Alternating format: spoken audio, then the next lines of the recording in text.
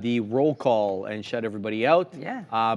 Last trading day before Christmas. So there we go. We got Callum Mitchell-Miller, who's number 2, because Darwin got the number 1 spot there, coming in hot and early. Shout out to them. Nobody over yet. Just Callum Mitchell-Miller and Darwin. Okay, nice. So we'll wait. We'll wait. There we go. Darwin's in there. We got Sailor Bears Moon. versus Bulls. Sailor Moon. Patrice Rumsford. There we go. We got Noah, Patrick Langlois, Big Adam Deluce, Hamster B, The One, BKM Trader, Pitch Bull, my favorite name of all, Short Smeller, Topics, No Topics. Hey, says Zamora. What's up, guys? Big Chungas. Who could not like that name? Kem and Mud in the chat as well. Just in Time. I like that one as well. No Reason. And Big Glenn Smith. Like and subscribe, everybody. All right. We're going to get to our topic du jour. We kind of covered this one already, Adara, on the Indicators Week. We're talking about pivot points, but we're going to talk about pivot points specifically in the futures context. But before we get to that, we're going to take care of some business here. We're brought to you by Search Trader. Account funding of up to $1 million.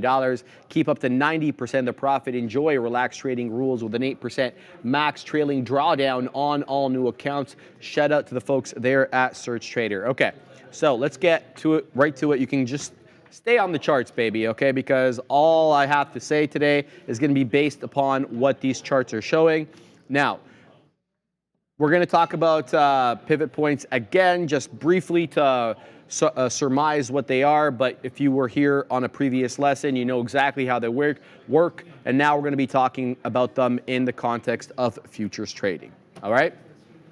So pivot points are one of the most popular technical tools amongst futures traders. Pivot points are frequently used to gauge the market and sentiment in general, and identify levels where price action is likely to change direction. Because they're used to identify forthcoming trends, pivot points are categorized as a leading indicator. So they're supposed to be not lagging like our moving averages and our volume-weighted average price, but in some sense they're supposed to be leading because they're predictive about where we may bounce up or reject off. Keep that in mind. When we categorize indicators, we always categorize them in 2 camps, lagging and leading. All right? So support, resistance, and pivot points. Floor and pit traders, well, we're not pit traders, but we're floor traders, involved in the futures industry originally developed the pivot point trading style. This approach to short-term trading grew in popularity because of its effectiveness in highly liquid markets and its predictive capabilities, as well as its application to risk management. So in the way that we can use it for profit targets and where to get in, we can also use it for our stop losses. Hence, it's also applicable to risk management. As a whole, the pivot point methodology is not overly complex. However, a working knowledge of basic support and resistance is critical to comprehension. We all know what support is, right? A level below the price that typically includes traders to buy orders. So we know that that's a support level, especially if it's been touched multiple times and bounced off multiple times on wider time frames. The wider the time frame, the better. And resistance, which is a level above the price where a large supply of sell orders reside. In practice, price continually rotates between areas of upside resistance and downside support. These levels can be attributed to a wide range of market technicals or fundamentals. Fibonacci retracements, for example, or previous sessions high and lows, you know how much I like those, or large institutional market orders can create areas of natural support and resistance. Now, we're not going to really care too much about how to calculate the pivot points because it's always done by your system, whatever software platform you're using. But just for your own information, here it is. Let's bring it in, and we're going to zoom in on this bad boy. So the pivot point itself is calculated as follows. The previous day's high plus the previous day's low plus the previous day's close, all divided by 3. And then you chart that on the following day. So we're taking the 3 data points from the previous day and we're charting the sum or the whatever, the product. I haven't done math in a while, right? I know that there's... I think it's the sum. I think it's the whatever, sum. Yeah. of those 3 data points on the current day. And so here you can have a look at what the formulas are for each, screenshot that if you want, but like I said, not important for our purposes. Let's move on. Second. Trading platforms, like I just said, typically calculate these for you automatically and place them upon a chart. So with respect to that, let me show you what mine are. So you're going to see my pivot point, the actual pivot point itself, is always going to be dotted, a thick dotted green line. You can see that here. And then look how this dotted green line doesn't jive with that one. That's because if you can see, this day's price action ends here because this is a new day. So this is 8:30 a.m. Central Time on the NQ, which is 9:30, obviously, Eastern. So when you see a break in the pivot point, know that that is a previous day. Likewise, this over here, that's Wednesday. This is Thursday. And then this one is Friday. So pivot point itself is always green. All right. Now, R1 is baby blue right here. S1, which is support 1, we're going to get to that one in a second, is red. S2 is orange. And R2 is dark blue. So sometimes you can't see them because they're farther away from the price action. So that's why I've had to zoom in. Okay. Traders have many ways to derive a pivot point with various support and resistance levels. Some traders prefer to place emphasis upon a session's opening price, closing price, or fib numbers. No matter what method is used, pivot points can help put the current price of a security into context with previously established price action. So now how do you trade with pivot points? A pivot point trading strategy are an all-in-one approach to the market. When used properly, the presence of a trend is easily determined along with the individual trades entry and exits. Applying a pivot point strategy to any futures market is relatively straightforward. So the first step, there are 3 different steps here. Identification of market sentiment. How can you identify that? All you need to do with respect to this particular strategy is you're looking, did we gap above or below the pivot point? So the first thing you need to do is you need to chart the pivot point. For today's purposes, on the NQ March 15th contract, the pivot point is right here at 16,913. Well, look where the opening print was at 8:30 or 9:30 a.m., 16,998. So we know that we're already gapping above the pivot point, and in fact, we're straddling, or we were straddling R1 from the high side. Now we've kind of given up the ghost on R1, but that's not the point at the moment. So right away, when we identify market sentiment, what we're looking for is, are we gapping above or below the pivot point? And I'd say recently, we've been typically gapping above. So the position of the pivot point relative to current price action is a key portion of identifying the market state. If that price is above the pivot point, then the market is bullish. If below the pivot point, then the market is bearish. Anything? Because I feel like you have a question. Oh yeah, no, okay. I was just gonna say, I think so. So basically, this is like a way of gauging, I guess, asset by asset, if we're bullish or bearish in that specific, in that asset at that time, basically, because it's like very specific to the price action. Absolutely. Okay, cool. So it's specific to the actual instrument in question, because keep in mind, you're taking the previous day close, high and low. So it's going to be different for Apple, different for Softy, different for the Fuge. It's instrument specific. So, okay, so really individualized. Okay, Very, cool. Thank you. I appreciate that. Mm-hmm. So first thing, identifying market sentiment. Sorry to repeat myself, but if you're above the pivot point on the open, it's bullish. If you're below it, it's bearish. Very general, but it helps you gauge where to be looking and what your trades are, how to structure your trades. Now, market entry. This is the third thing to consider. Entering the market using a pivot point is not overly complex. Simply go long when the price breaks above the pivot point and short when it falls below. Wouldn't it be that? I just wish it was that simple and there was no shutdown. Anytime you were above the pivot point, you hit long and then you wait all day and then you get out at the close. Wouldn't that just be a great life? No, but it doesn't work like that. So we actually have to plan our trades, and we're going to get to that in a second, and how to use a different R1, S1, S2, R2, how to get in and get out. market exit. Each level of support and resistance can be useful when identifying profit targets and stop losses. Pivot traders frequently use S1, which you'll recall on my chart is this red one over here, and R1, which is the baby blue one over here, as ideal levels for profit or loss. In short, the S1 level is a great spot to place a profit target, with R1 acting as the prime level for a stop loss. The opposite is true for a long position, okay? One major advantage of constructing a trading plan based upon pivot points is versatility. Traders may seamlessly integrate additional technicals such as MACD, RSI, or stochastics into the approach to validate or deny a potential trade idea. So whether you're looking for, you know, overbought, oversold conditions, you can incorporate RSI or MACD. Both of those help you identify that, or whatever other indicator you are using. Personally, I have my moving averages here on the chart, and I'm going to kind of try to gauge using those to see if they jive with the pivot points today. Anything to go on before we actually talk about how to get in and get out of a trade? Yeah, I guess. So I'm guessing this is similar to VWAP, similar to other indicators. It's not going to be useful in every scenario, right? Or there will be times that we aren't able to kind of utilize this, or. Well, why? Well, no, I'm just wondering. I guess I'm just. So is it similar to?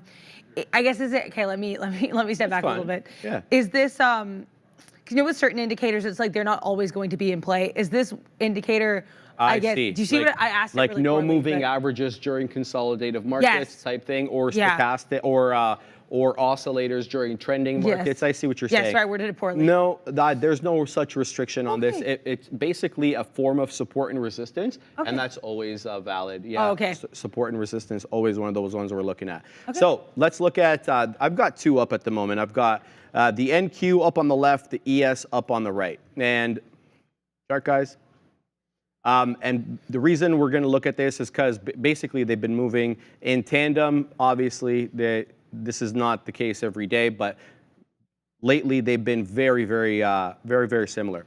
For case in point, look how we gap up on both. So recall, I'm going to actually put in my vertical lines here to separate the days because I've removed the pre-market price action for all of these so that we can actually see all the price action after the bell. So this white line over here, that represents the separation of days, and I'll do that over here as well so that we could follow along. There we go. So we gapped up on both, and we had consolidations on both, and then both of them actually straddled R1 as support after breaching it, okay? You could say that it even gapped up immediately, breaking through R1, and actually found it as a level of support. Now it broke down.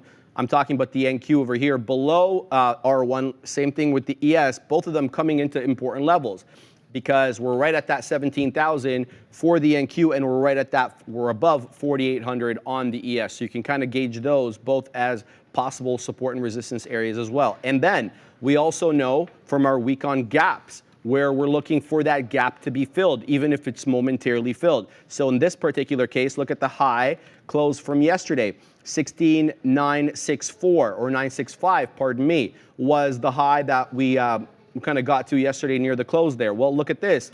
The gap got almost filled because we went down into 16,968. So it helps us see these different levels, and having them there absolutely makes it easier to kind of see these different price points on the chart rather than just being some random areas. And I was doing a little bit of back testing here to see how well these pivot points had been holding up in this market as of late. And I mean, it looks fantastic. Oh. So from the day prior, so from Wednesday, R1 was an absolutely important resistance level. Likewise, with the day prior, R1 acted as very important resistance. Likewise, again, on here on the 15th, R1 was a very important resistance level with the pivot point acting as support on that day as well. So, you know, you can go back and do your own back testing, but it was quite accurate when I was looking at it. Sorry, this chart messes up every now and again, and I got to keep refreshing it. So the technique that I would particularly use here on a day like this would be to see, okay, well, I'm bullish minded right off the bat, right? because we are gapping above the pivot point, but I've got to take other things into consideration. That 17,000 point level, very important level for me. So we gapped up above it, right? We did that wick dance here, as you can see, where we kind of were getting into 17, bouncing back up. Obi was talking about that all morning, and then we kind of closed the gap, like I said, coming into yesterday's high on the NQ, and then found immediate support again. But look, now we are south of 17,000 and south of R1. So what's the case? Well, this is like no man's land for me. We're in this area where I have no idea what to do. Are we going to reject off 17,000 here? Are we going to do the wick dance from the south side rather than from the north side? By that I mean, are we going to wick into 17,000 and close below it, so acting as a level of resistance? We also know we are south of R1 as well, where we were straddling R1 from the north side, and now we're straddling it from the south side. So that to me looks a little bearish, but I'm not exactly sure what to do, just because we are hovering again in this no man's land area between the pivot point and between R1. So I'm going to stay put with respect to any trades. I need to see continuity in the trend rather than this consolidative nonsense that we've been in kind of all morning. You know, we got a nice big wick up on the PCE number, and then we kind of gave up 17,000 again. So let's wait to see what we get. Now, with respect to stops, right? If we had not gapped up so aggressively away from the pivot point and we were kind of just hanging around the pivot point from the north side, you know, you could have tried to get in, say, at the pivot point level around 16, a little bit above 16.9, and then using S1 as your support level. So that would be your stop, right? And then you could have your stop set in right below that level of 16.853. Obviously, these are larger levels on the futures, so that's a big downside move from 912 into 853. So if you want to use this on the Qs, you're more than welcome to. Principle applies to both, but when I chart off the NQ. That's more important for me to do. Yeah, no, I like to I like the way that you described it too, and I asked that question about like, is it like some of these indicators where they're more effective in other markets? I like that. Yeah, I like how you put it. Is it literally just is another visual form of resistance and support? It is. And what I like too is compared to you know, VWAP or your EMAs or your other kind of indicators that will move throughout over time. I like that these are like strictly intraday indicators based on the previous day's action, right? So it looks really clear when you see on the chart there, you've got like, you can tell where the days kind of cut off, right? The lines are just completely parallel lines. So I think it's kind of a cool way of looking at what levels are effective specifically on those days. And yeah, I appreciate the bringing up the gapping up and gapping down question, because I was going to ask that as well. So I think that's a really solid point. Yeah, it makes sense. Like someone in the chat as well, sorry, I don't remember who it was because it was a little bit earlier up, was basically saying why, like, I guess kind of why are there only 3 levels that we average? Why not 4, right? But I think those 3, it's like close, high, and low. I think those, you know, because we're kind of looking for the most valuable levels from the previous day, right? Yeah, I didn't invent it. So yeah, no, I know. Yeah. So with respect to any questions that you guys may have about that, why was this done? Why was that done? Quick Google search will get you that. I'm just showing you how to use it. That's kind of my prerogative here, not to derive the formula from a mathematical perspective. That is not my interest. Okay, so with respect to how it was jiving on the ES, I really like how this R2 was holding up here on the 19th as well. And then you can see R1 was an absolute resistance level on the 20th. But then there are times where it's just absolutely not going to work. And remember that huge sell-off that we had, and we weren't sure why we sold off on that day, whether it was 0 day to expiry options or what have you, rejecting off R1 and then blowing through all the levels, whether the pivot point S1 or S2 coming into that 47, 42 on the ES. So sometimes, you know, it's not going to work. And sometimes, you know, it's not, S2 is not going to mean anything, especially on outlying days like this, and you have to be ready for it. So you can't be the end all and be all. But obviously, you know, if you had some sort of stop on S1 or S2, you would have been stopped out far earlier than the descent on the way down. Yeah. So it is good for risk management as well. All right, this platform is going to make me lose my stuff today, and I'm already just barely on the border. So hopefully we can get through this and I don't lose my mind, because it's driving me crazy. All right, any questions, guys? Bears versus Bulls? Nope, that's just a tag. All right, looks like nobody has any questions, so we can just move on and see what is trading at the moment. Let's see how the market is doing in general. All right, So like I said on the NQ, straddling 17,000, nothing to update about that. Apple looking awfully weak on the day. It tried, like, I mean, I got pivot points on here as well. It really tried to break above that pivot point, but look at that, the opening price, much lower than where the pivot point is. This is the, where is that? 930, there we go.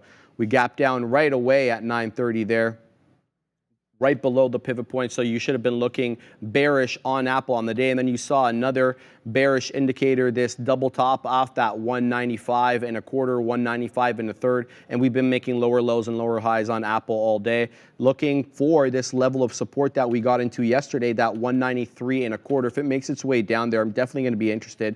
But right now, finding support at the whole dollar level at 194. So we'll see how this one does. It's not close to today's support level. We're just a smidge below the pivot point. So, you know, sometimes the support, R1, R2, S1, S2 are spaced farther apart than they were on a previous day, and that's based on the range of the previous day's price action. So yesterday we had a decent amount of price action range on Apple. We had a 197.07 high, and we had a 193.5 low.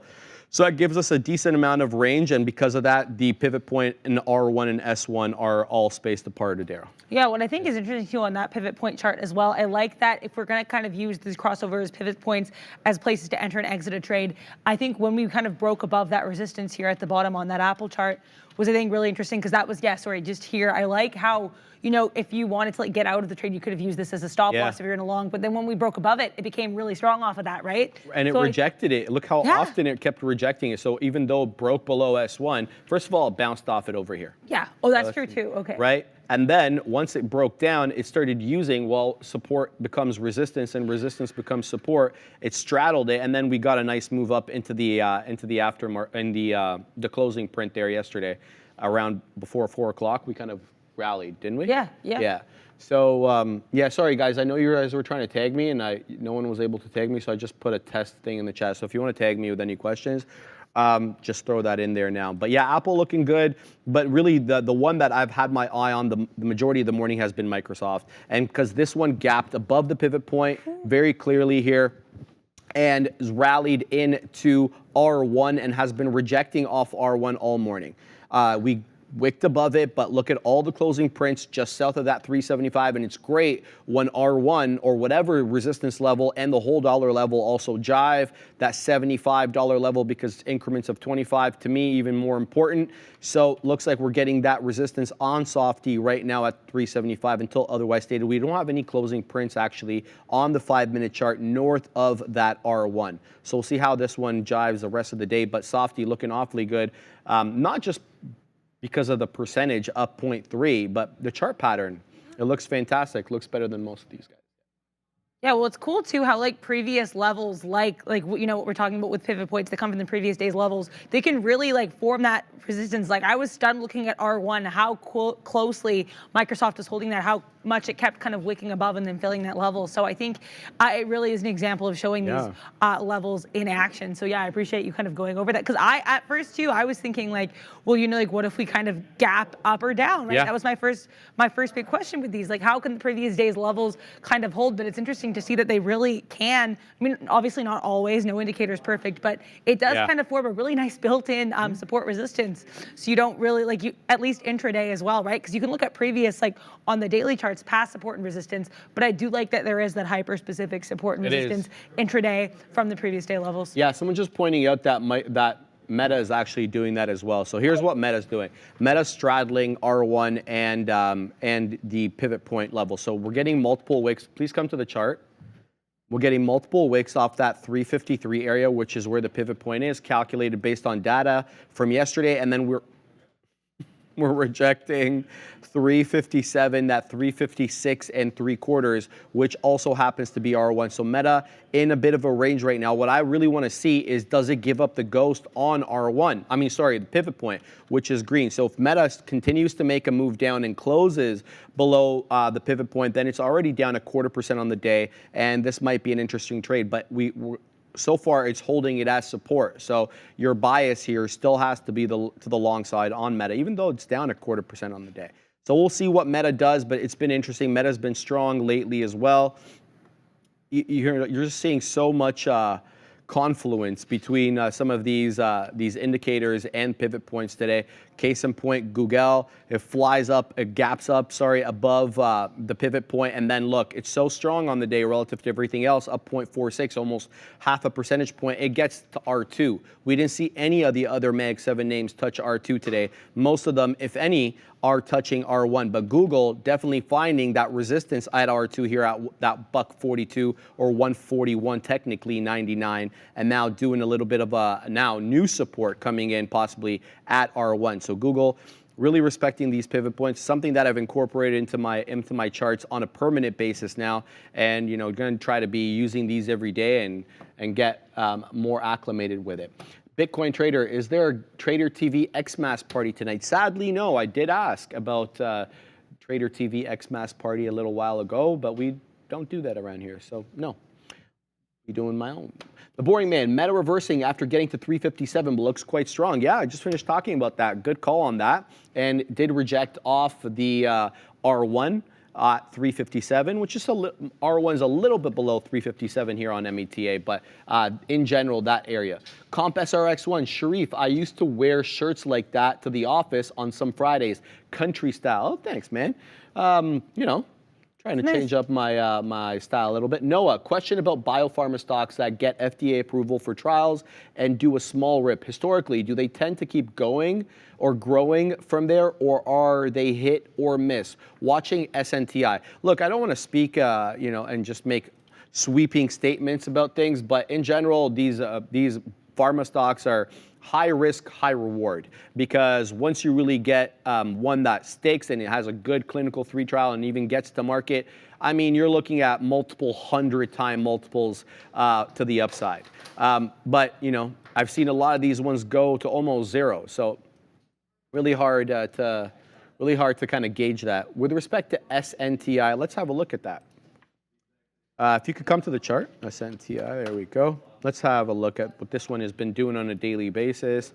SNTI, all right, so not a great looking chart, obviously, from the highs that we got to in June of 2022, and then again in October of 2022. The trend has been very obvious. It's been down and to the right. It's been below the 200 for the majority of the time, and even though when it did come into the 200, it rejected multiple times. It looks like it's doing that today, ran into 70 pennies or so in the pre-opened. The high technically is 60 pennies because that's after the bell, but they've all been below the 200, and you really haven't broken that lower high, lower low trend. You did get a bit of a base here, it looks like, at a $0.25, that 26 penny area, 25 penny area, but nothing for me to see here, unless you really do change trend and can start printing higher highs and higher lows. I don't want to be first. I just want to participate. So we'll see how this one does. Yeah. All right, let's move down. Anything else being asked over here? No. So everything's good. What have you been looking at, Adara? Yeah, well, I saw someone mentioning, just kind of on the topic of biopharma as well, this one, Sedera, I'm going to say Sedera because I'm biased, but CDTX, this one here, yeah, kind of an interesting look, I have to say. But we haven't broken that pre-market high, which has been, since we had the small cap entries and exits last week, I've actually been looking more seriously at small caps. And I really liked the whole rule that, Sharif, you were telling me, not rule, but just kind of like a nice, helpful guidance. Usually it's kind of nice if these small caps break their pre-market high or if they're above VWAP. Right now we have neither for CDTX. We did kind of crack that dollar level and then kind of drop below it like it didn't mean anything. Lots of failed wicks to the upside here in the pre, and then we opened, where did we open? We opened kind of right here. We kind of fell off at the open. We made a lower low, lots of words there. What I'd like to see is, kind of, the higher low and higher high. This kind of 81 cent area is pretty interesting. We did fall below it, but yeah, been a decent kind of area of support here, especially when we had these continued failed wicks to the upside with the sellers overwhelming buyers. But yeah, I'd like to see us move above VWAP and break that 92 area, 92 cents. That would get interesting, and it would get more interesting for me should we break above VWAP. But yeah, not a bad look for Sedera. And they have some, they've been one of their treatments has been approved in the EU. So that's, I guess, a right, that's good biopharma news. stock. So I thought that was of interest. In terms of what I'm looking at, I do have my eye on Nike. Obi was talking about Nike levels a lot earlier today. I had my eye on Nike because I like earnings plays sometimes, you know what I mean? And this one, kind of an interesting look. We're just kind of darting around VWAP. I would like to see a higher high, and then I might be interested in the long, because I honestly, I know we're down on the day, but if I were to draw a trend line here, what I like about this is, look, lower high.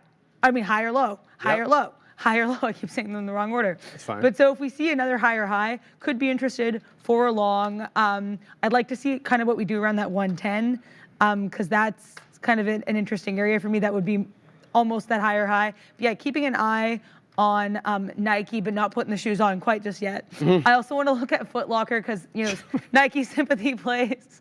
You laughed harder at that than I think you Even deserve. like on days where I'm just like, you know, hanging on by a thread, you're still making me laugh. So shout out to you. I appreciate that. Thank you. Yeah, Foot Locker is kind of flat bottom breaking. And why I say kind of is A, we haven't broken yet, and B, what did the chart just do? They did a thing there, but it calmed down.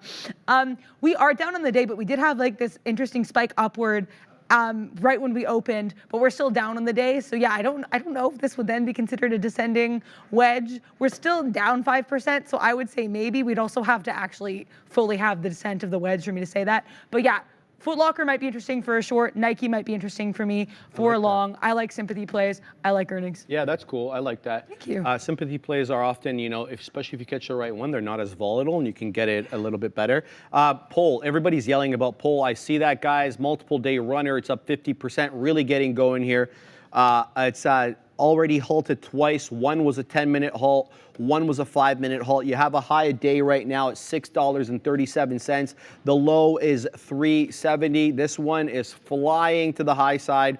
I got to tell you, though, let me look at the support and resistance levels. So on Wednesday, we rocketed up into that $11 area. Generally, we didn't quite make it up to 11. About the closing prints are more at 10.5 than they are at 11. So that will definitely be on my radar as a level of resistance if we do make it up there. I'm not sure what the short situation right now is at Day Trade the World, how much they're going to cost, because it's already been quite volatile. So usually they're a little pricier because it's an auction system. The more demand for the shorts, the higher price they are. But what I'm looking at is a possible move into 10, 10.5, even 11. You're going to have to give this one room in terms of range because, well, it's a high flyer. And so you're going to have to give that, you're going to have to, you know, piece your way in if you don't want to take too much risk shorting right at 10 or right at 10.5 or right at 11, right? You can incrementally dollar cost average in if it is planned. I've been talking a lot about this on the midday when we've been talking about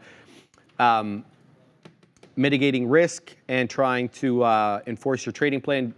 Dollar cost averaging, not a bad idea, but it should be planned. Anyway, it's having trouble with $6 at the moment. Doing a little bit of a dance here at the whole dollar level on POL. By the way, this one trades on the Amex. It is an Amex stock, not NASDAQ, not NYSE. So if you're on Day Trade the World, make sure to click the AM selection. With respect to Apple, I'm in an Apple long, looking for that 194 hold. Several wicks off 194.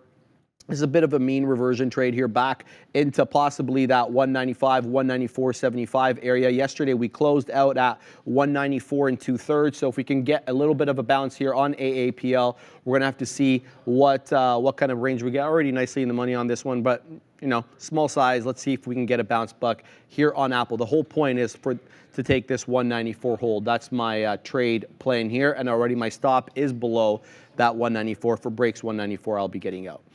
So that's the look. And then Neil putting in the chat, only 3.7 cents per share. 0.3, I read that wrong. It's to short POL per share, and minimum, you have to get minimum 100 shares, is 0.37 shares. So not even 1 penny, 0.3 of a penny. So very, very cheap. Shout out to Day Trade the World, always not just making these available, but making them available at a good price too. So very good. Bahumbug, says James Dell. Geez Louise, all right there. James Dell said Bahumbug. We all know where that one comes from. Scrooge McDuck. Ebenezer Scrooge Ebenezer. McDuck. That's a hell of a name there, eh, Ebenezer? Imagine naming your kid Ebenezer. No disrespect to anybody named Ebenezer, but it seems a little bit like out of the 21st century. Yeah, like it was a bit out like 19th century 18th. kind of Well, 18th. Abernathy is another one for me that I feel like is another, because like my mom wanted to name our dog Abernathy, and we were kind of like, no. Okay, your dog. My dog. Oh, thank goodness. Yeah, Okay, not yeah. a child, thank God. But no, I mean, but yeah, now that he's older, we're kind of like, yeah, Abernathy would have worked. But you're right, like it's like weird, like naming some of these names to like little baby Could children. have named him Abby. Like you Abby's could kinda cute. No, Abernathy, but then you don't call him Abernathy. Call him all the time. Abby. Abby, That's yeah. cute. I Actually, don't it's know. really cute. But We'll yeah, see. look at that. Apple We'll see. coming right back down, Adara, into that general 194 area. We're gonna have to see how this one does. Obviously, Apple does have bad headlines, guys. They can't sell the Apple Watch Ultra or the Apple Watch 9 anymore in the United States because of the International Trade Commission's decision that they basically took the IP, the intellectual property of Massimo, which is a company, a medical devices company that sells these type of, this type of technology to hospitals and different medical institutions. We're going to have to see how that ends up panning out. The White House does have a veto here. They can override that, but I think the deadline for them to override it is actually on Christmas Day. But I got to tell you, for a stock that's very awfully close to its all-time highs, I'm talking about Apple, they really hasn't reacted too badly to this move down or this bad catalyst, I should say. I thought it would move down more aggressively. It's their third biggest revenue generator, wearables in general, so we'll have to see how this affects AAPL. But near lows, looking for a bounce off 194. We'll see what we get there. I'm not talking about the future because the future is just absolutely range bound, stuck at 17,000. That's what it's doing at the moment, and so it's not presenting me with any opportunity for a trade here. I would really like to try to use these pivot points that we've been talking about here on the future, but it's just not the time for me to get in. I don't know whether this is going to break above or below 17,000. It's hovering right at it, so no man's land for me, and I'm staying clear. Yeah. I did a tiny NVIDIA short. Basically, this was like I doubted myself really hard on this. So I got in at 495.35. Basically, I was going to be like, if we break above that 496.70 area, because that would be a new high, I am outie. But we did not do that. Then kind of the issue was I started to panic because I got in because I was like, hey, we're kind of at this level. We're slowly going down. We're pretty flat in the day. I was thinking we were going to break to the downside. Then I started panicking. I was like, Adara, what if this is an area of support? We go up. I freaked out. I got 15 cents in, so I didn't lose anything on this trade. But then now we're like well below 490, right? So I think there was probably a case of me being in my head a little bit too much. I'm gonna, Obi was talking earlier about being like water, being like eggnog. We're not being like eggnog, so I'm gonna try to apply that a little bit more today because I think I should have just been kind of letting the trade speak to me a little bit more. We didn't get anywhere near my stop loss. I just panicked and got out. So I think it's an interesting point and something for me to hopefully learn from. But yeah, just trying to take my little trades with my scalpulating, taking my tiny share sizes, and hoping it all works out. Yeah. Someone was asking, do we short coin? Who is that? Enzo? John, I see your questions about ARM, and I think you mentioned something else. So John Del Segno, I'll get to that one in a second, but I don't know, man. I do not stand in front of this freight train called coin at the moment. Let's pull up the pivot points and see what the pivot points are telling us about this trade on coin. So we're going to load them up. Here we go. There they are. Very nice coin. So Enzo, look where we are on coin. So the blue dotted line, that's R2, resistance level number 2. Baby blue is R1. Look how well we straddled R2 once we cleared it. All the wicks and closing prints subsequent to 9:50 this morning have all been above R2. To me, look, if you're a mean reversion trader, you say this is extended, let me get in maybe at a whole dollar level, 178, 179, let me try to get the short there. To me, it's too risky. I don't know where this one's going to stop. It caught an upgrade today. Mara's been flying. People were talking yesterday. I think Elon and Kathy Wood were talking about the inevitability or the very likely inevitability of the spot ETF. So many tailwinds pushing and helping this one forward. So I'm not smart enough to know where this is going to top off. So I'm going to stay away. And we don't have any price action levels at this level for, I think, over a year. So I don't know where we're going to find resistance here. Let's go to the daily. All right. Oh, so it looks like we cleared it. So the real level of resistance was this area over here where we had several wicks. This 150, 160-ish area, that takes us all the way back to January to March 2022. And we already cleared that level. So now I'm looking at possible that 200 and then eventually 215 here on COIN, but I'm not shorting this. Not with my money or your money. No one's money. Yeah.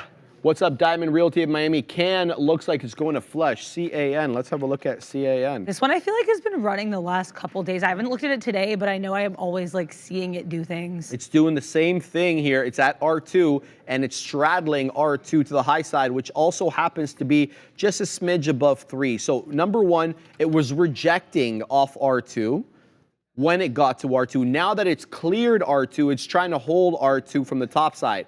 We'll see how long that lasts. Now these ones, you know, these smaller names, they may or may not have as much respect for pivot points as the larger cap names. You're gonna have to do your own research and, you know, watch it closely to see if these levels are being respected like any other indicator. If it's not being respected by the instrument, don't use it, right? But right now it looks like it is. So, and holding that 10-period EMA as well quite nicely here to the high side, but looks like it found a bit of resistance at that 3.25. So we'll see how CAN does on the day.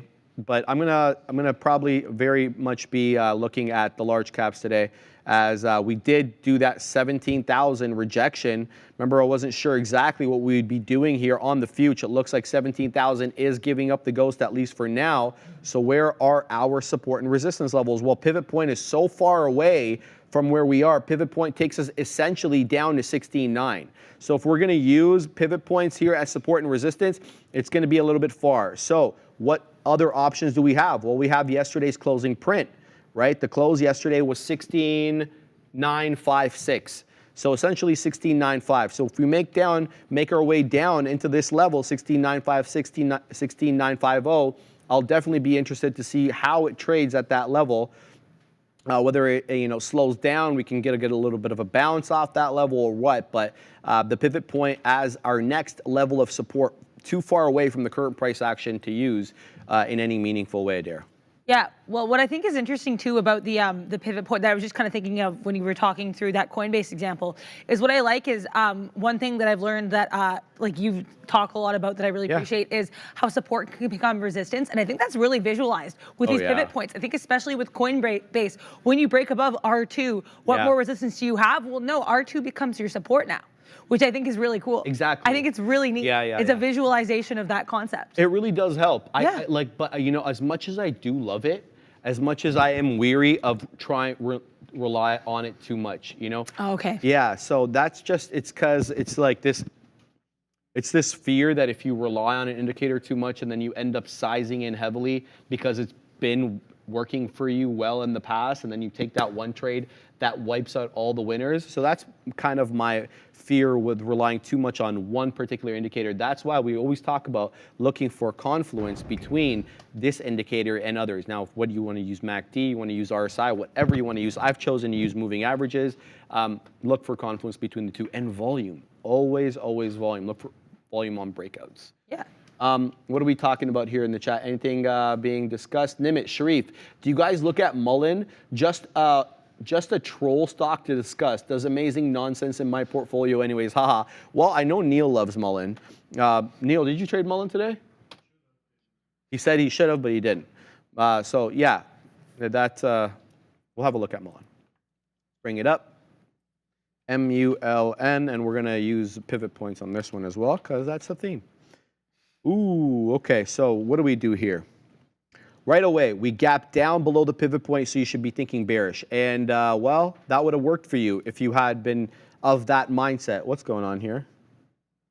So this is because they split. That's why. So yesterday they split, so my chart isn't split adjusted prior to yesterday's split. So I have very little technicals off which to work. Do I have the daily levels? I do, but the split is messing everything up. So going to be hard for me to look at Mullen, sadly. But we are below the pivot point. That's first and foremost. And we opened up right below the pivot point. And then we tried to break above. And guess what? The pivot point, PP, which is the green one, PP, ended up actually rejecting that level. Now, where is our support one? Well, it's all the way down here at $8. And that's because yesterday's range was so huge. The distance between S1 and the pivot point is determined, the range between them is determined by the previous day's price action. If you had a really tight, rangy day, the prior day, you're going to have very close together pivot points and support and R1, S1, etc. But if you had a huge rangy day like we did yesterday, where we had a base at $7 and we topped out at 1876, you're going to have them spaced apart. And I think that they become harder to use in that particular case. So, yeah, maybe that's one thing that you should definitely be aware of. How rangy was the day yesterday? Because that's going to really determine whether you're able to use effectively S1 and R1, because they're going to be so far away from pivot point. And that's something that, yeah, I'll definitely have to get used to. But Mullen making downward moves here, looking to hold $11. We'll see if it can. But right now it's been down into the right there. Yeah, I really appreciate here, Cyril, I'm so sorry if I'm pronouncing this wrong, feels like there are no convictions in the market today. Yeah, a lot of things feel like kind of waffly, like they're still trying to decide what they want to do with their life, you know what I mean? And sideways. Yeah. And one thing I want to mention as well, Netflix is really consolidative. Seen some mentions of that in the chat. This is a name that I will trade on occasion. And yeah, I mean, look at this. Netflix just took a giant swoop to the downside at open and now is hanging out. I like trading Netflix when there's a range. For me, there's not really enough movement here to justify a range. Like, look at these wicks. You've got wicks left, right, and center. No, I'm joking. They're just up and down. But like lots of wicks in both directions is what I'm trying to say. The candles are not really super decisive. It's not something I would get involved with at this time. We're basically flat on the day, but a really interesting look. Some people mentioned it, so I wanted to bring that up there. Yeah, we had quite the fall to the downside from this. What was the highest point of this wick? 496. Now we're around 491, more or less there. Weaver Welder, thank you so much for the 199 super chat. I love that name too. Please look at the rut. Great show. Thank you so much. And how can I pull up the rut? The RUT? Oh, sorry, what is that? Please look at the RUT. Oh, the Russell. Yeah, that's IWM. Okay. RUT, great show. Is RUT Russell? Because it's RTY for me. No, I'm not really sure. If you could just clarify which RUT. Yeah, just because I want to make sure I can pull up the correct thing for you. Is it the Russell? Okay. Yeah, I have IWM up then. Yeah. Sorry about that. Thank you so much. It is a Russell. Oh. Weaver Welder just wrote. Yeah, it is a Russell. Oh, thank you. Okay. It's a monster. Yeah, has been very strong. It's a really interesting one. And yeah, we had this really interesting 2016 area has been, I think, really interesting for the Russell today. Like, look at this. So we ran up this morning right at the open. Then we kind of fell down into that 2016, bounced right off to about 202, then fell back into that area. We fell below, but guess what? We picked up right back up. So I think what the Russell does at this 201.60 area could be indeed of great interest. What would make me a skosh nervous right now is if I'm going to go bigger picture here, lower high, slightly lower high, lower low, right? So I would kind of see if we can hold up this 2016 area again. You know what I mean? That would be of interest to me. Let's look at the daily as well, because wider time frames are cool. And as you know, as Sharif just said, the Russell has been a monster as of late. Yeah, it's been outperforming. Yeah. I mean, you just need to only look at the daily chart. I know if you go on the daily there, it might crash on you, but it's been very strong. Yeah, it has not crashed for me as of yet. Yeah, I'm so happy. It's breaking through highs. So look at the double top previously. We closed on a closing basis. We're above that now. So go back to that previous top right there. So look back. Oh, we're double topping again now. Well, it's very range bound. So what I would say, if you really want to get lever heavily, you're going to have to wait until that actual range is broken away from. But it's doing the right thing. Broke those two intervening crests there, and it's gone all the way back to that crest. When is that higher crest on the left? What date was that? This one? Yeah. August 16th, 2022. Okay, so over a year. This is almost a year and a half now. Whew. We're breaking into a year and a half high. So the Russell's definitely, it's been very, very strong. Yeah. I want to mention that I got out of my Apple trade break even. The reason is because it's putting in lower highs, and I really need to stick to my rules today. If I'm going to advocate for taking long positions north of the pivot point and short positions south of the pivot point, I should probably follow my own rules. And this 194 level looked like a good hold, but quite frankly, it's not the right trading setup. So in fact now I'm actually looking short on AAPL. So I'm going to wait until we get a little bit of a pop to get a better average price. I'm thinking maybe around 194 and a third, if even that. So we'll see what kind of price action we get here on AAPL, but looking possibly short for that 194 flat bottom break.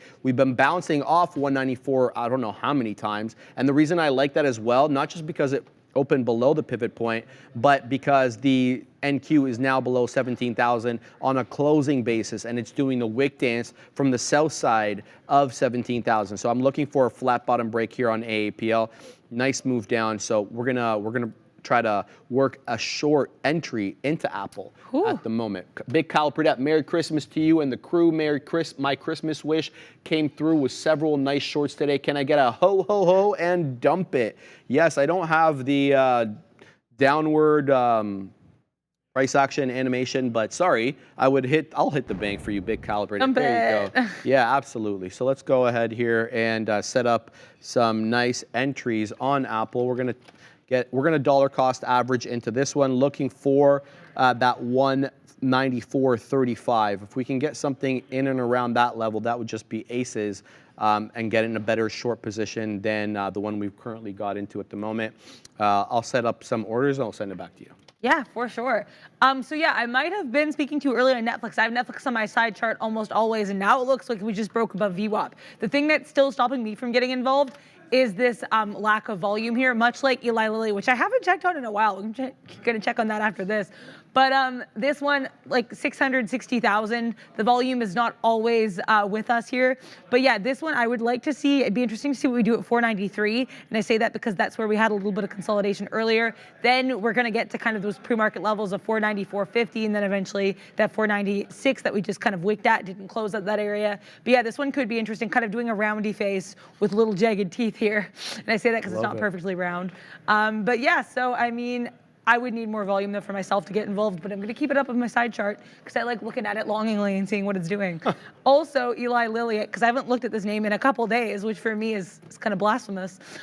Oh, yeah, you were on that for a while. I was, but yeah, the volume has kind of not, because it was having a lot of nice catalysts like day after day after day. Lately, the catalysts seem to have cooled a little bit for Lilly. Yeah. But, and yeah, we're under a milli, so as we know, that's my rule of engagement for this guy. A milli. Shout out to Lil Wayne. Yeah. I have the Carter III shirt from that album. Do you? Yeah, my dad got it for me as like a Christmas gift. I love it. Yeah, no, it's a great album. But yeah, so I mean, this, definitely below VWAP. It looks like we are kind of seeing, I'm going to zoom in a little bit on this guy. Yeah, so generally like slightly lower here. We're kind of slightly headed to the downside. We're down on the day. We'll have to see if we break below this 567 area, because that would be a lower low. But yeah, looking very consolidative like a lot of the rest of the market at this point. Nike still kind of running, I typed NY instead of NKE, look at that. Here we are, Nike, yeah, still kind of slowly but surely running towards VWAP here in its Air Jordans.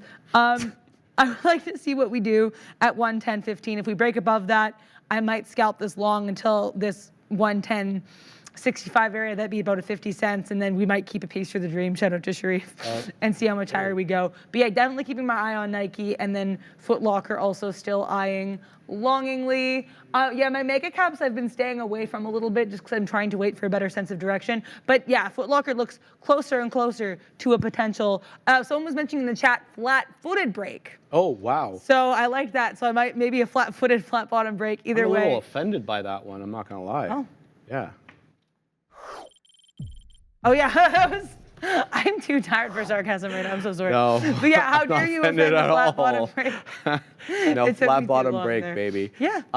Chelsea Ashley is like, Your #1 fan in the chat. It's like, OMFG, me too, Adara. She's talking about this shirt. I see. I don't mean to mock you. That wasn't obviously my intention. Thank you though, Chelsea Ashley. Very much appreciate it. And yeah, the shirt is very fun. Flat bottom, I'm offended. Aaron, Scott Matthews, come on, man. You know I'm joking there. No, of course I'm not offended. But yeah, we're keeping an eye on these two trades. Nothing really, we're very sideways at the moment, but we are below 17th Dow. So I'm looking for a move back down, possibly into yesterday's close, 16,955 or so. Apple, I'm looking for a 194 break. We are kind of consolidative. Nothing's really happening at the moment on either trade. So trying to pack my patience. But if you start trending to the high side and take 17th Dow in the way that I look for a long, I'll flip. I don't really care. But right now it looks a little bit bearish to me. So just trying to pack my patience here, trying not to get bear trapped into this market because like Michael Moss said today, right? I mean, if you have certain data sets accompany or preceding the current date that we're in, if the S&P was up X amount on the year, then the likelihood of us having a Santa Claus rally is increased. I don't know how many fold. So if that's the case, we gotta run with the trend here. But on the day right now, it looks a little weak.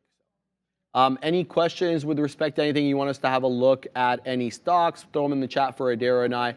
Altman wants to look at Nike. You want to have a look at Nike? Did you already look at Nike? I just looked at Nike, but I can look at it forget more. about it. Yeah, okay. that's fine. We can add Baba.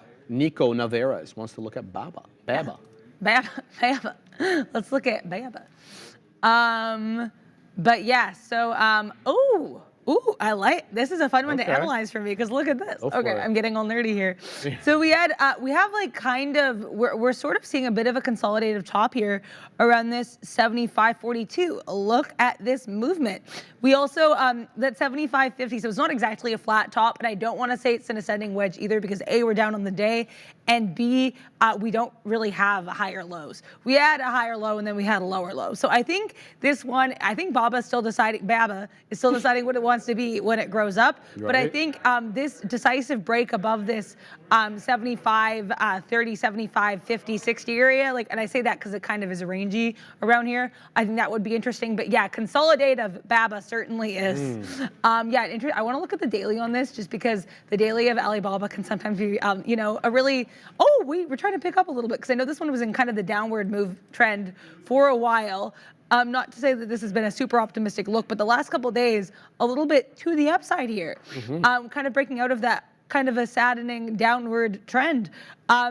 I think a break above that 79.80 area would be that would be a new higher high, and that would be for me kind of a more decisive break into an uptrend. But yeah, we definitely looks like we broke out of a little bit of a slump for Baba as of late. Killing me, bro. But yeah, all right. Also, I just want to address it. I did get into a little Foot Locker short, kicked the door in here. Why am I on my daily chart? So 5 minute here. I don't know if we broke the flat bottom yet. Now I'm kind of worried that I got into this a little bit early. But yeah, if we make a new higher high, if we break above this 30.70, I'm at least taking part of this position out. I don't have much in to begin with. And I also might take some profits, although this might be a skosh premature, around this 30.50, because that's kind of where we had a really nice flat bottom forming. And then if we break below that, we'll save a piece for the dream. Right. Again, not very many shares and in the sim. Also, Bears versus Bulls, that sounded like my accent there. Yeah, I don't know. It just came out of me. But yeah, right. Foot Locker short. Someone wants us to look at Carvana. Here we go. Carvana's been quite strong lately. Let's just load up what it is up on the day. Carvana. There we go. Yeah, it's a good look for Carvana lately anyway, because you've had an uptrend, but today's, I don't want to say it's an inside day because we're outside yesterday's high already, but with respect to what we did on Wednesday, we kind of topped off at that 62.5, 62.25. If you look at the closing prints, today we have a high of 60.50, a bit of a, indecisive day. Let's load up the pivot points on this and see where we are pivot point wise. Okay, so we gapped above the pivot point. So right away we're thinking bullish. And then you take the bullish move and it breaks through R1, right? And then dips right south of R1, but finds support, lo and behold, at the pivot point. So this is kind of what this is like the definition of a range-bound day, where you are trending in between the first resistance level and basically support, which is the pivot point here just south of 58 bucks. So I'm not really sure what to do with this. VWAP also features in this analysis right at 59. It's been a nice V-shaped recovery, but I guess you could maybe try to ride this back into R1, but it's a setup that, it's not for me at this moment, at this particular time. I really want to be trending, not ranging on a stock like Carvana. I mean, range traders make money too, so no disrespect there, but it's just not my cup of tea, so I'm going to have to respectfully decline to get into that one. But it's a good look. It's a good look on Vana as of late. So just wait for a day where it's actually trending rather than ranging. So let's look at our Apple trade here. Very range bound. Wow, goodness gracious. How long have we been kind of ranging right above that 194 level without a breakdown or without a move up? I have a dollar cost average here set up on Apple to get in more short at that 194 and a third if it makes its way up there. It's been making lower highs, though. That's the thing. And it's actually more readily apparent on the 5-minute chart over here. So let's zoom in. Yeah, see this? It's kind of straddling that 10 EMA, rejecting it essentially on every ascent, right? So we'll have to see if we actually get a break, say above that 194 and a third to make a new high, but looks awfully weak at the moment. We'll have to wait and see. The futures popping back up into that 17 area, but very consolidative here on the NQ. Sideways movement galore, but we are south of 17, and that's what's making me feel a little bearish. But again, if I'm using the pivot points here, then I should be keeping my eye on the 16,905 because we're well above the pivot point at this point. Right? At this pivot point. At this pivot point. We are well above it. But we are above key levels for me, which are the 100-point levels. We'll see what we do here. I mean, wow, and right back down again. So we're out of the money, in the money, out of the money, in the money on this futures trade. Trying to pack my patience, but it may not be the day to be sizing in, guys, as we are very sideways at the moment, not really choosing a direction. I thought we would have more of a direction, even though today's a light day, just because we did have PCE today and it did come in below expectations. That's awfully bullish for the market because it plays into the narrative that we will be getting rate cuts next year. And if obviously, if you follow the market, rate cuts are good for these tech stocks and the more speculative names.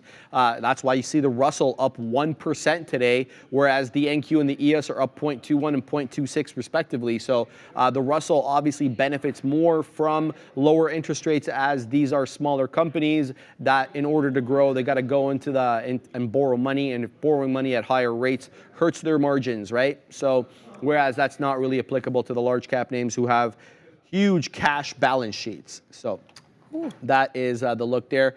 But nothing doing right now, baby. Nothing doing at all. We are moving sideways. Don't rate cuts mean we are in a depression, asks Nicole Harris. Not really. What you see typically is aggressive rate cuts during recessions, but that doesn't mean we're going to get aggressive rate cuts this time around. We're only factoring in about 75 bips out of 500, right? So 0.75 of a percent, 0.75% on the year. At least that's what's factored in for now. We'll have to see what 2024 ends up bringing. Maybe we do get a recession and the Fed is forced to cut rates more aggressively. But for now, their dot plot, whether you believe that or not, is calling for only 3 rate cuts next year. So I wouldn't say we're in a depression, Nicole, but definitely off requiring rate cuts here, meaning that we are meeting our goals with respect to cutting inflation. Rolling recession, Joe Pro says. That's interesting because, technically, I think we would have technically been in a recession last year in 2022 when we had 2 negative quarters of growth. But I mean, looking at GDP lately, we're at almost 5%. So we can't be in a recession. We can't be in a recession when we're still adding jobs into the market. That's the thing, right? So usually you need weakness in the employment market to kind of correspond with negative GDP growth. And you haven't had that. Even during the 2 quarters in 2022 when we had 2 negative quarters, when we contracted, not expanded GDP, you didn't have the jobs component of the recession, the mass job cuts, mass unemployment, higher unemployment rate. It just hasn't happened. So we're going to continue to watch. they changed the definition of a recession already. Yeah, I know all about that, about the 2 negative quarters and them changing it. I don't think they changed it so much as they started emphasizing the jobs component of it. You still need 2 negative quarters, but if you're getting 2 negative quarters of growth with jobs added, I mean, it's counterintuitive. They're contradictory. So we'll have to wait and see. But yeah, futures are wedging, says JJ. And I think if we don't stay range bound, we'll break to the upside. Traders will leave after lunch, so we may range the rest of the day. JJ, I think you actually might be onto something here because we're awfully range bound. But the thing is, we're range bound below 17,000. So I wonder if that might be an indicator here. We'll have to wait and see. We're rejecting off 17,000 on all the ascents. Right now, I'm out of the money on my short on the NQ. We'll have to wait and see if we break through 17. If we break through 17, I'll just cut it, and then I'll get back in later once I find that there is some sort of direction. 10 points out of the money now on my short on the NQ as it rises back up, maybe getting a little bit of help from NVIDIA, which is now breaking through that 490 again. Still, I'm not really convinced. We'll have to wait and see. Inflation is transitory, says Diamond Realty of Miami. Yes, we all know about that word and the implications of that word. So you're definitely not off to some. You're definitely not wrong on that. Jobs not added were recovered. Jobs not added were recovered. I don't know what that means, Rex. Every jobs report has been revised down this year, but was there a net addition? So even if it was revised, were there net additions? And there were. So hard to see the other side of that. All right, so we are breaking to the upside here, which requires me to flatten out this trade on the future. We'll take a little bit of an L there, but we'll look at getting back in. If we can hold above this 17,000, we are now breaking above 17,000, finally breaking out of this range. But are we going to be range bound to the north side of 17,000 in the same way that we were to the south side of it? So I'm not going to jump into this one again until we get some sort of direction. Let's go through some housekeeping issues here and see what we got on tap for today, if anything. Okay, we got the oil rig count coming in at 1. That's the U.S. Baker Hughes oil rig count. What else do we have? Nothing that important. We got some gold speculative positions. Yeah, no auctions today. Nothing, no Fed speakers or anything like that. It's just oil coming in at 1 o'clock, and that is it. We already got the Michigan consumer sentiment at 10 o'clock, and we got PCE obviously this morning. Wow. And yeah, that's basically it. Yeah. I got into this NVIDIA long, and the second I got in, it kind of flew against me. So that's been a fun, stressful time. No, I'm joking. In the sim, did not take that much. If we break decisively below this 490.50 area, I'm going to have to say au revoir. But why I like this 490 entry is A, we flew right up in there, and B, like, look at what we did. Like, it's kind of an example of, in retrospect, probably should have waited to get in because it was kind of, I thought we were breaking this area of support that was resistance. Now I'm $1 out of the money, so I think we need to probably call it a day here. But yeah, I'd like to see what we do at this 490. Yeah, NVIDIA just is confusing, is what I'll say about NVIDIA. Also, thank you to El Boss in the chat, El Boss. So exciting watching you grow and apply your knowledge. Great job on your analysis, Adara. You go, Adara. Thank you so much. Also, oh my gosh, look at this edit. For a second, I thought it was on our table. Wait, look at the screen. Oh. If you may. Oh, look at what, yes, Sharif edited it, or not Very Sharif. Cool. Yeah, so I thought that was interesting. Fabian edited it in. Very cool.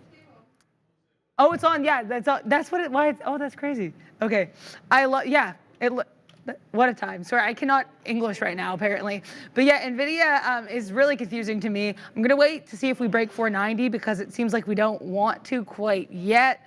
I'm gonna, exercise, pack the patience, to quote Sharif here, a little bit here because I don't think it's completely impossible. And let's put it this way, I'm very happy I took a limited amount of shares here because I know NVIDIA likes to get NVIDIA your head here. That was a bad pun. But yeah, this is it. It's going. I want to see if we break this whole, if this former support can be broken out from as resistance. There we go. Very cool. Thank you. Yep. I have got nothing to add here. So you Nothing can to keep add? going. Okay, that's cool.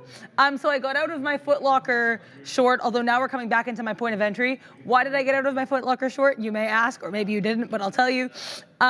We broke above that 330.70. I will admit too, I was kind of a skosh impatient.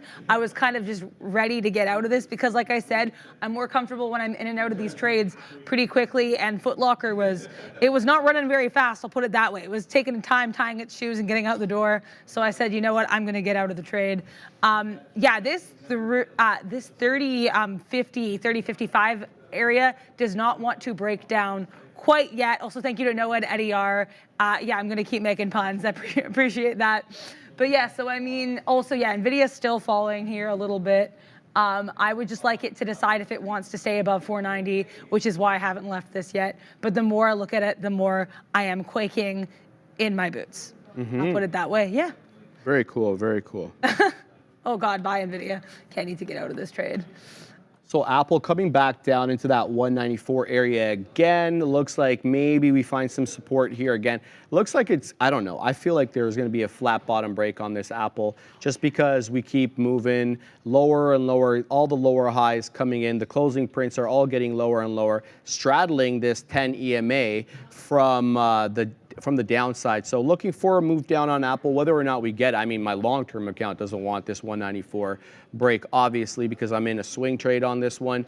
But on the day, it's awfully weak. So trying to see if we can get that downward movement, but just so consolidative. Small size here, obviously, because, well, it's just that kind of day. So nothing much to add, but it's 12 o'clock. So if you want to restart the lesson again, we can go. Let's do it, yeah.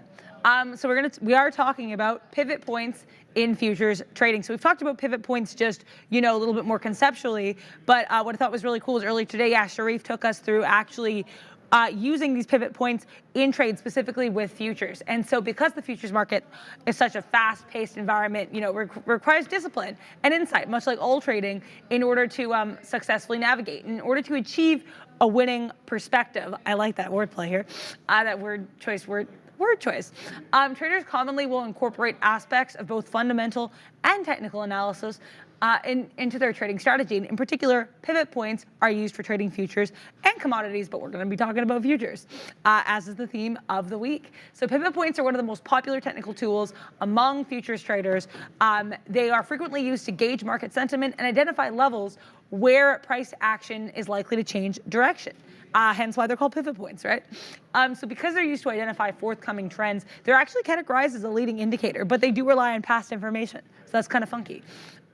Support, resistance, and the pivot point. So floor traders, pit traders, traders as a whole, involved in futures usually originally developed the pivot point trading style, and this approach to short-term trading grew in popularity because of its effectiveness in highly liquid markets, predictive capabilities, and applications to risk management. And that's one of the things I find really interesting about pivot points. You can kind of use these as, like, not beyond identifying support and resistance, it can help you plan entries and exits for trades.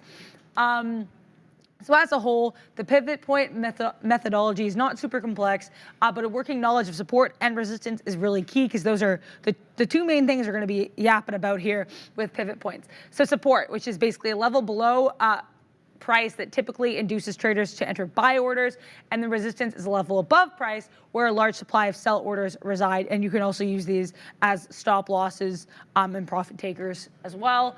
In practice, price will continually rotate between areas of upside resistance. You don't have pivot points on your charts? I don't think. We didn't. We looked last time? Yeah, I think we did. Right? PPP, nothing? Parabolic SAR. All right, cool. Yeah, sorry about that. But yeah, so these levels basically, this upside resistance and then downside support. I'll show my screen if you guys want. Oh, yeah, thank you. Can be attributed to a wide range of market technicals or fundamentals. Fibonacci retracements, previous session highs or lows, or large institutional market orders can create areas of natural support or resistance. So calculating pivot points, we're not going to get super into the math of it, but the main thing that you need to know that I think is really interesting as well is for the pivot point, you basically are taking your previous day high, your previous day low, and your previous day close, and you're going to divide those by 3. And the average or mean of these numbers is going to be your pivot point. So basically, yeah, pivot point, yesterday's high, yesterday's low, yesterday's close. So 3 key pieces of data from the previous days of trading can help give you good areas and levels of support and resistance in the current day of trading. And so trading platforms typically perform these calculations automatically, so you don't need to do all the math yourself. But what it's going to give you is a pivot point, a first resistance, a first support, a second resistance, and second support. And some of them will also do third resistance and support as well.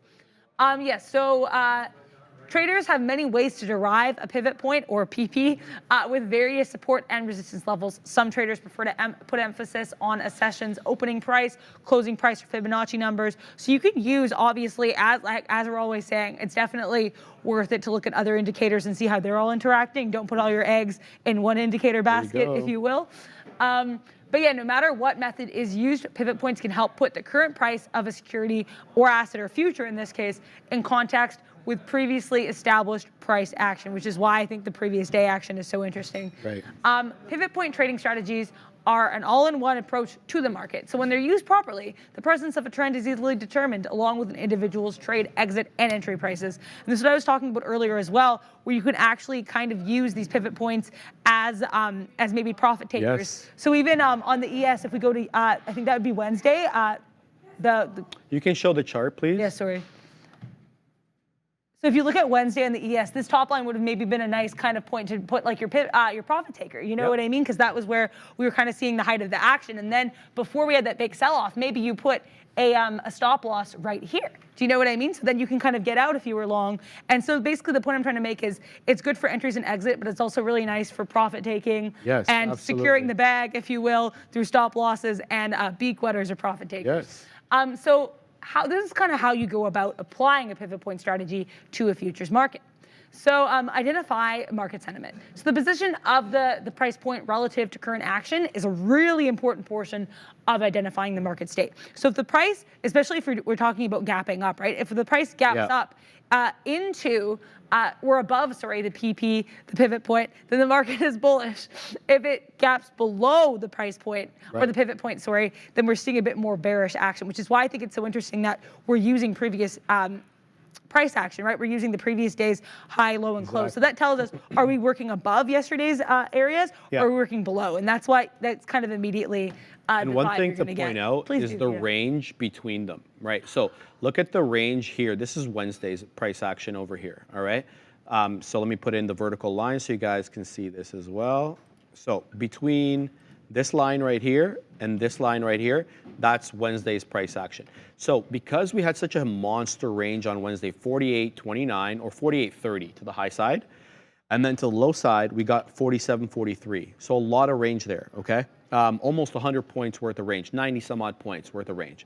So look what happens to the following day's pivot points. Look how far spaced they are. Look how close the pivot point is here to S1 and S2. So the green one is the pivot point. Look how close it is to S1 and S2. Then look at the pivot point the next day. You can't even see S1. You have to zoom out. And that's because today's range on the pivot points is predetermined by yesterday's range. So if we had a wide-ranging price action day, the pivot points are going to be much more fanned apart the following day. And so sometimes when you have monster days like we did on Wednesday, whether to the upside or the downside, it makes pivot points unusable because, well, the range between the pivot and S1 and R1 is just so big. So are they actually, like, do we have to have 2 days in a row where we have crazy range? No, and we know that we didn't because we got a monster range day Wednesday, and then yesterday we had a tight day. Yeah. So pivot points, oftentimes you really need to keep your eye on what was the range the day prior to know, are they going to be usable today? Are they going to be workable? If we had monster ranges on Wednesday and then we come Thursday and we try to use pivot points, well, they didn't feature yesterday. Look, I mean, look at the ES. It didn't reach R1, it didn't reach S1, and it only really kind of respected the pivot point for a little bit, right, as support and resistance, and then it did its own thing. So I just wanted to point that out because sometimes they're usable, sometimes they're not, just like when we talk about moving averages and VWAP. They're either being respected by the instrument or they're not. And in this case, it's not the instrument isn't respecting them. It's just that the previous day's range kind of made them unusable. Yeah, can I ask you a question then off of that? So with a day like today, which as we've discussed is a lot rangier, would that be the same kind of in the opposite? With Wednesday, we had a huge range, so the pivot points weren't usable. For Tuesday, which is our next trading day, if we have a larger range, will today's pivot points be less usable because of how tight of a range in which we were trading? Well, you know what I mean? don't. Yeah, well, another good point. So if we have a really tight range day and then we have a wide range day tomorrow, they're going to be maybe initially on the move up or move down, whatever kind of thing. But once we clear R2, for example, do they feature? Yes. Yeah. And then that's the question. So I think it works both ways. That very good observation, to be honest with you. Yeah. Thank you. Yeah, because I just thought, especially too, because we have such a tight range today, I think it's like, it's a question I would have had otherwise, but I think it maybe was weighing more heavily on me given that contrast, especially with Wednesday. Yes, ma'am. But yeah, and then the other things you can kind of use these pivot points for are market entry and market exit. So market entry, if you enter the market kind of using the pivot point, it's not too fancy schmancy. Just go long when the price breaks above the pivot point, or go short when the price falls below the pivot point. Obviously, this is not an all size fits all approach. It's not financial advice. It's really helpful if you kind of balance and look at what the market is doing as a whole. Are there other indicators that are working with you? Sorry, just have to interrupt. Absolutely. So Apple just broke 194 and it's absolutely tanking. Here we go. Let's see if we get that decided 194 break, or we're just going to stop out here a quick wick below 194 and we bounce it back up. I'm not taking anything out here. Let's see how low we can go on Apple.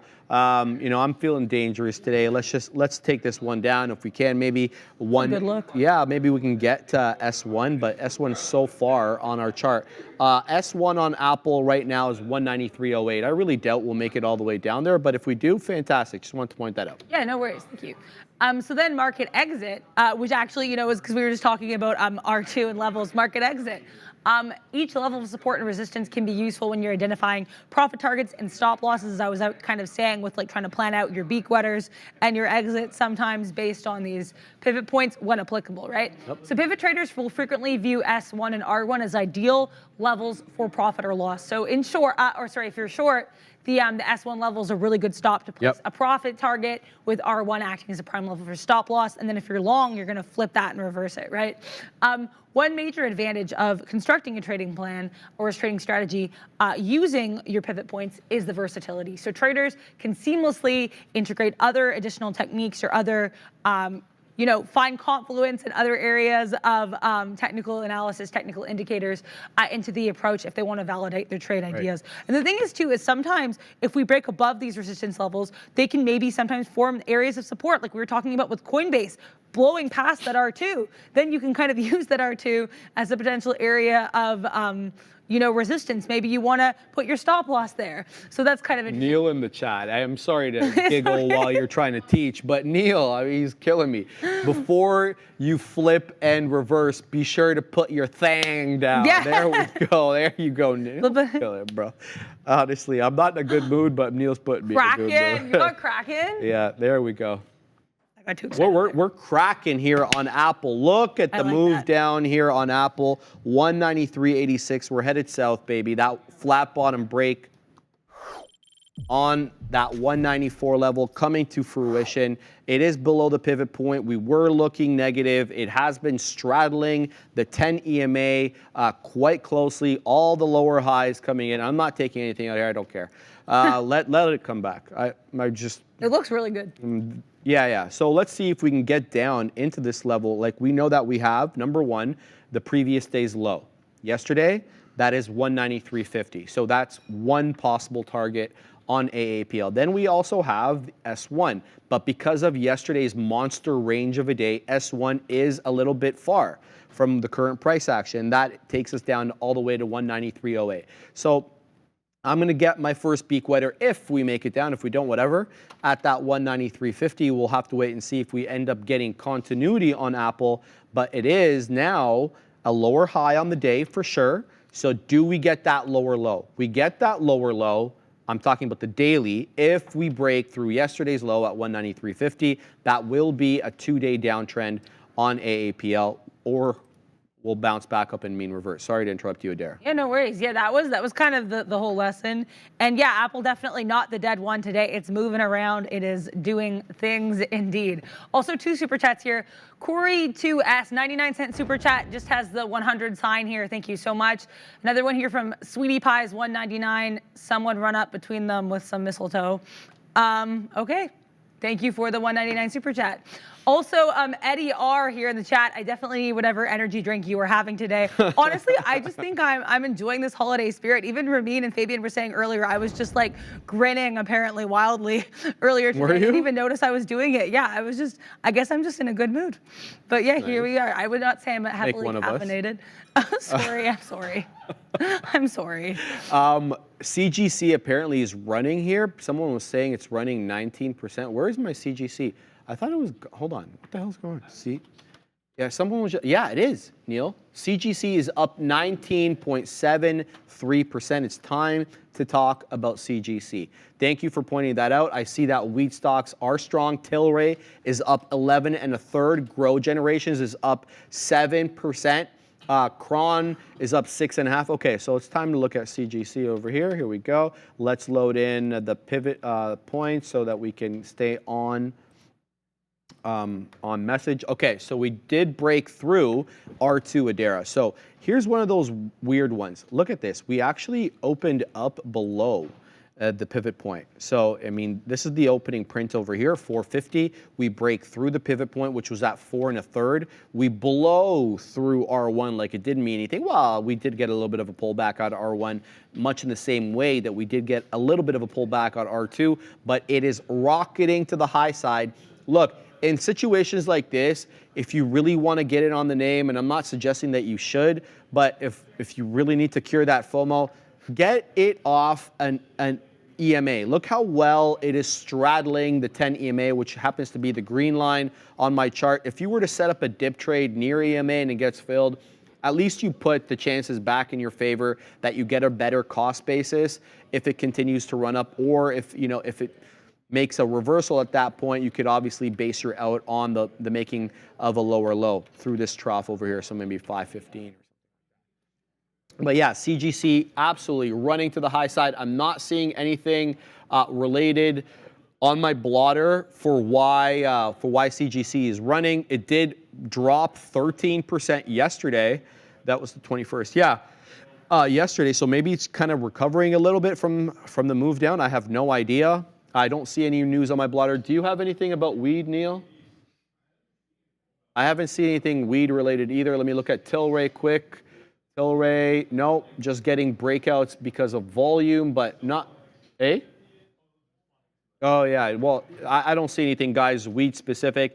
It could be some, just positioning at the end of the year, maybe anticipating that we may have some sort of push for legalization at the federal level into next year. I'm not exactly 100% sure, but it is running up, and we did want to bring that to you guys. Yeah. I'm looking at Tesla today. As always, this should not be a huge shock. One kind of an interesting one. We had a bit of a downward trend. Then we had a really beautiful flat bottom. Oh. Say it again. Oh, Biden did his yearly pardons there for marijuana convict, because you know what the whole point was, to have this push and pardon people who weren't convicted of violent offenses, but more for marijuana related offenses. So I don't know if that's the reason, but that's what Neil's seeing there on his blotter. Apple just rocketed up through 194 again. Ooh. Let's see if now 194 does act as support, because we have now a recovery off that 193.84 bottom, and then we knew 194 was the level of support. Does it act as resistance this time around? Let's pack our patience and see. Let's pack some patience. I'm also packing some patience while I decide what Tesla would like to do. So we were in kind of a downward trend, then we had this kind of gorgeous consolidation area around 255, and then it decided, you know what? Upward trend is indeed the vibe. Also, I'm just refreshing this because this looks like a 50-cent spread, but that can't be the case. So it's not. It's just showing the top is weird. But yeah, so we're basically at like almost 256 now. I really should have gotten involved in this, and I did not. But yeah, if we break above 256, that would be, say it with me, a higher high. And a higher high is a good look indeed.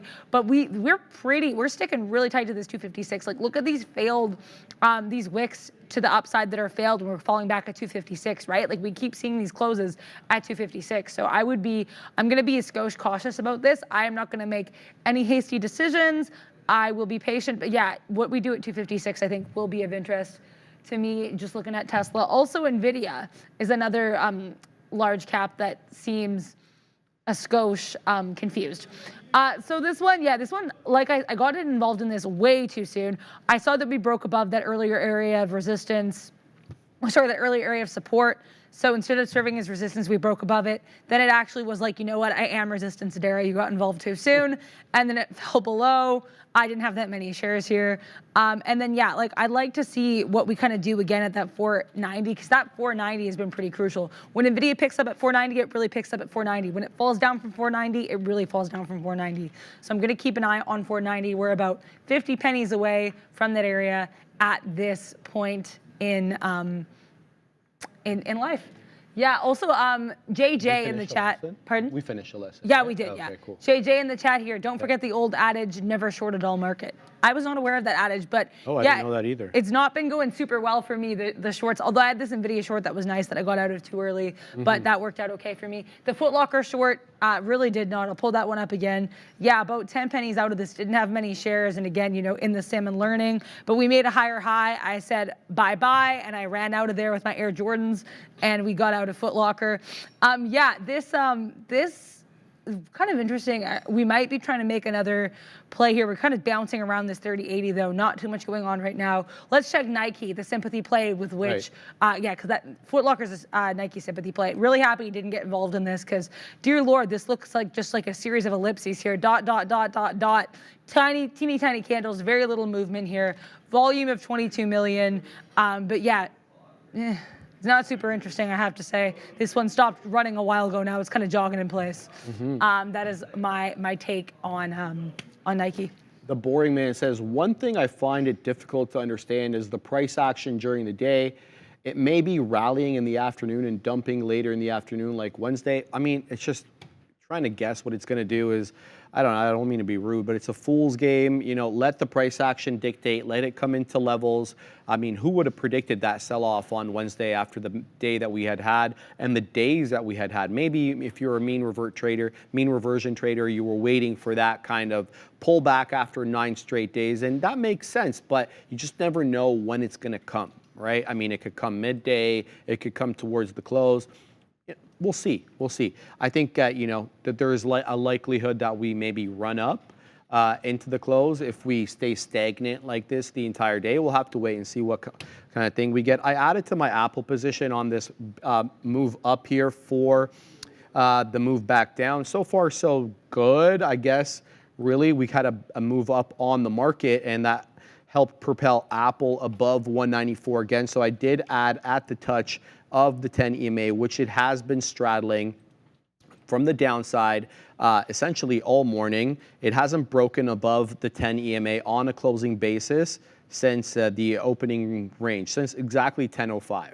It's been below the 10 EMA on a closing basis since 10:05. That's 2.5 hours at the, yeah, almost 2.5 hours at the moment. So I'm figuring, you know, this touch here right now gives me a good opportunity. So can't even talk. We'll have to wait and see whether or not we get continuity back through 194. We're doing a bit of a dance right now at the 194 level, to be expected given how often we bounced off it. Oh, and here come the wicks. No, not the wicks. Wick City. It's going to distort my chart. Not the wicks. No, don't do it to me.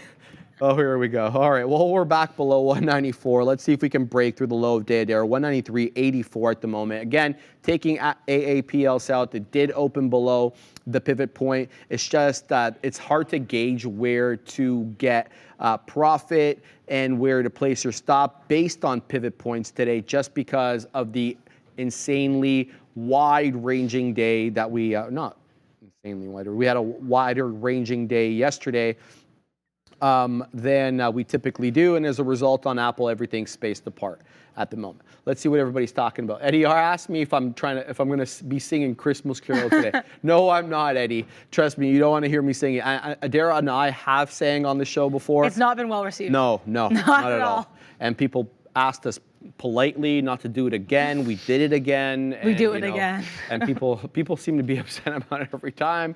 We don't seem to get the message. Diamond Realty of Miami, $3.05 super chat. Thanks very much. NKA finally broke that 109, 305. MIA, you were in that NKA No, you were in Foot Locker. Foot Locker. That's right. Let me have a look at NKE for Diamond Realty Miami. Let's see what is up. Let's bring in that chart. Also, bless you, Ram Ram. Oh, Ram Ram. Yes, oh, yeah. she put in the chat. Everybody say bless you, Ram Ram. Oh, that was Cat? That was Cat in the Hat? Oh, sorry. All right. Yeah. That's so cute. I love that. But yeah, bless you, Rami.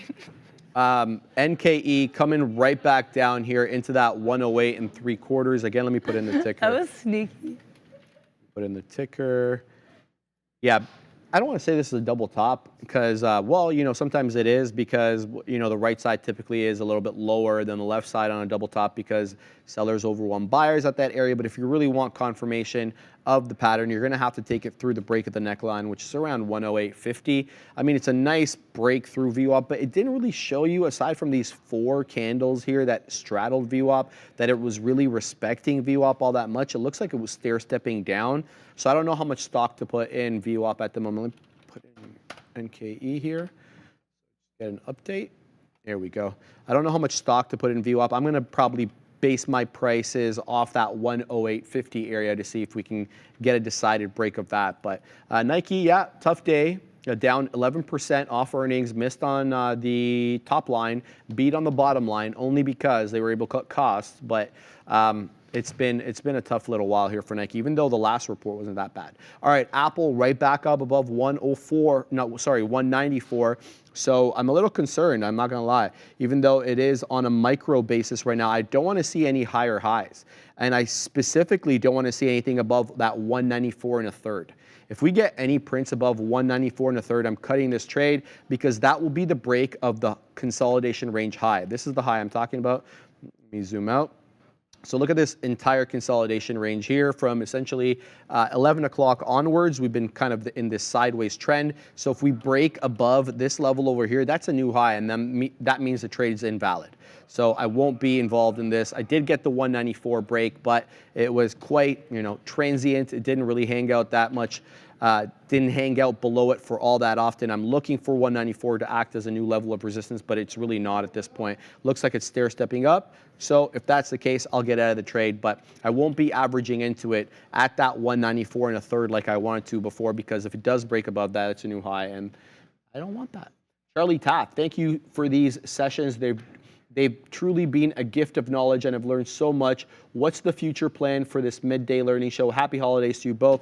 We do have a very nice change of pace for you next week. My friend Alfred, who I often talk about on the show, and he's kind of like taking on this like mythical character kind of persona. We're going to be having him on 2 days next week. He's going to talk about fundamental investing, how to build that long-term portfolio, how to look at companies' balance sheets to discern the good companies from the bad. So the basics, the ABCs essentially of fundamental investing, because we talk about technical analysis all day here. He's going to talk about fundamental analysis.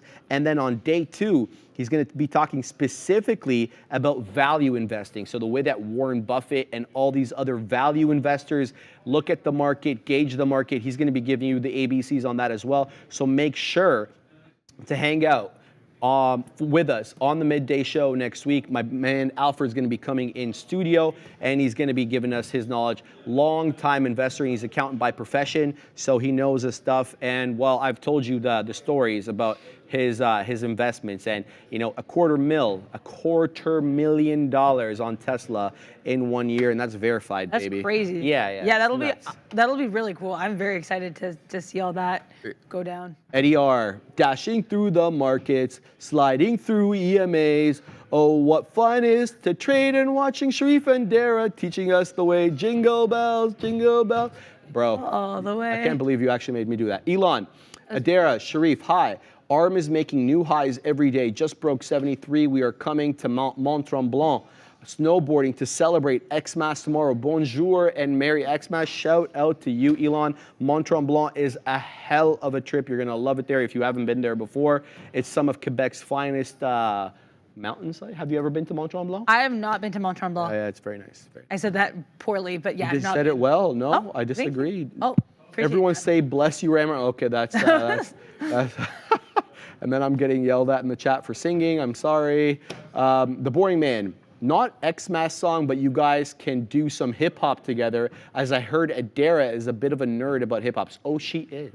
Oh, I am. Oh, she is. She knows her stuff, and she knows the old school stuff too for someone her age. Yeah, I know old school. I know a bit of new school.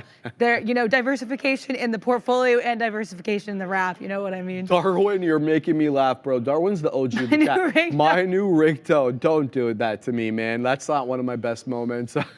All right, how many times do we gotta tell you, old man? Yeah, sorry, man. I don't know how to say your name, but yeah, I should probably not sing anymore. Anything else there? Elon, no way. I'm from Montreal. D-Loaf, shout out to you. Obviously, D-Loaf lives in the MTL, so yeah, you guys want to meet up, do your thing. We are moving back up into 17,000 here on the NQ, and that's helping give Apple a nice bounce up. So here we go again, 17,000 incoming. Are we going to do the wicking dance, though, and straddle 17,000 from the downside, or are we going to clear it? This is where I got bamboozled on that trade at around 12 o'clock. It broke above, making newer highs at 1706, and then it tanked right back down. This is what they call a specialist breakout, and this is to hunt dumb people like me, right? What essentially this whole thing is to move it up where you believe a lot of people have their stops, and then to let it trend back down and to profit off the difference. A specialist breakout, Google it.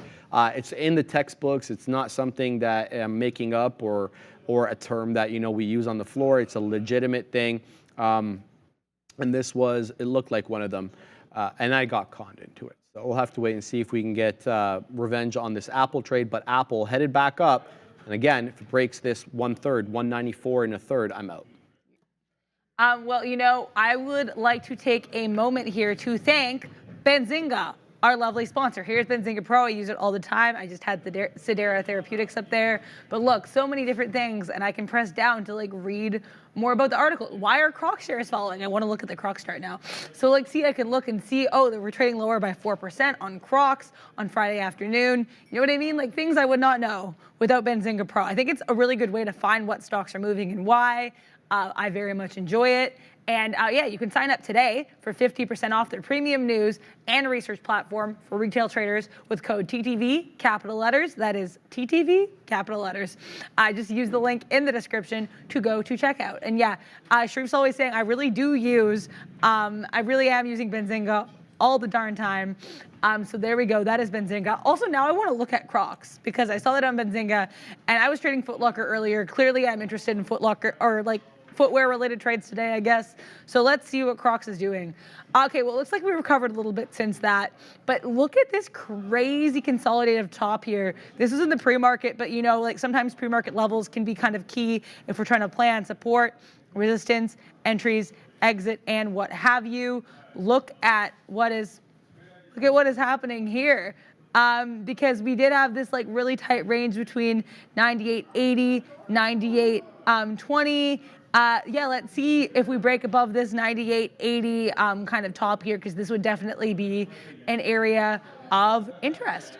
But yeah, this whole day has been super rangy for Crocs. We did have sort of a flat bottom, and then we blew right back up to the upside. But yeah, I think what we do at 98.80 will be key. If it's a chart from 98.80, I would be kind of tempted to be involved because we are above 1 million in volume, which, as we know, that is my rule in life. So this is, yeah, what else is shaking here? Still looking at Netflix, but what is Netflix doing for volume? Yeah, still below that 1 million, but yeah, I mean, we did break above VWAP. We wicked down below VWAP. Not too much shaking and baking right now. What else? Oh, Nvidia's coming close to my area of interest here, actually. We are hanging out around, oh, got up and close personal there. This 490 area we're breaking above, and I said I'm interested in 490 on Nvidia. So if we hold 490, I would take, the one thing that makes me nervous though is we are still seeing lower highs and lower lows, so I'm a skosh petrified of the action here. But yeah, I'm gonna keep my eye on what we do around this 490. Could also be a short for me for 490 if we don't see a higher low. I mean, if we don't see a higher high. What else is shaking? Kendall Lopez, would you say head and shoulders on Meta forming 5-minute chart? Let's look. I find 5-minute. Oh, okay. I would say maybe we already sort of had one. The one thing that makes me skeptical is we didn't really have a defined neckline here, and also some of this, the first shoulder formed in the pre-market. So that makes me a skosh skeptical to say this was a Head and Shoulders. Not a super clear neckline and kind of like linebackery shoulders here. Do you know what I mean? But I would say if a Head and Shoulders did form, it's been gone for a while. I would say what's more interesting is us coming kind of into this 350, 350 that we kind of rejected. Definitely an area of interest for me on this this meta moment that we have here. Yeah. Zion Lala, did you end up wearing a Bills jersey to work since Cowboys got blown out? Yes, I did. And I sat there at the big desk for an hour and I wore his jersey, and then I did the Sally Up, Sally Down challenge. Go and check it out. Either on Instagram, there's the video of me doing the Sally Up, Sally Down challenge. Or if you want to watch the Bills thing, you're going to have to watch the YouTube rerun of the morning show on on Monday. But yes, I did. I held up my end of the bargain. And he was just pleased looking at me right now. I can see it from the corner of my eye. 20 seconds on the clock. Say that again? 20 seconds. Apparently, I had... I guess I almost completed. I had never tried this challenge in my life, but I was 20 seconds away from almost completing the whole thing, which is pretty good because I had done chest and tries the day prior. So like my push was exhausted already as it was, but hey man, not gonna complain. It was nice. It was nice. 17K again, says Matt Booth. Yeah, man, we're right at 17K, but not taking it with any vigor. Let's see if we get that move up. Very consolidative day at the moment, hanging around at 17,000. If we can at least get to R1, maybe I can show these charts. It's probably better than bringing in that side one. R1 here on the NQ. We're moving up towards R1. So R1's hanging out at, why is my R1 different on this one than on the other one? 17,021 on this one, 1710. What the hell? Same time frame, 5-minute look on the NQ, same contract. So look, guys, look at this.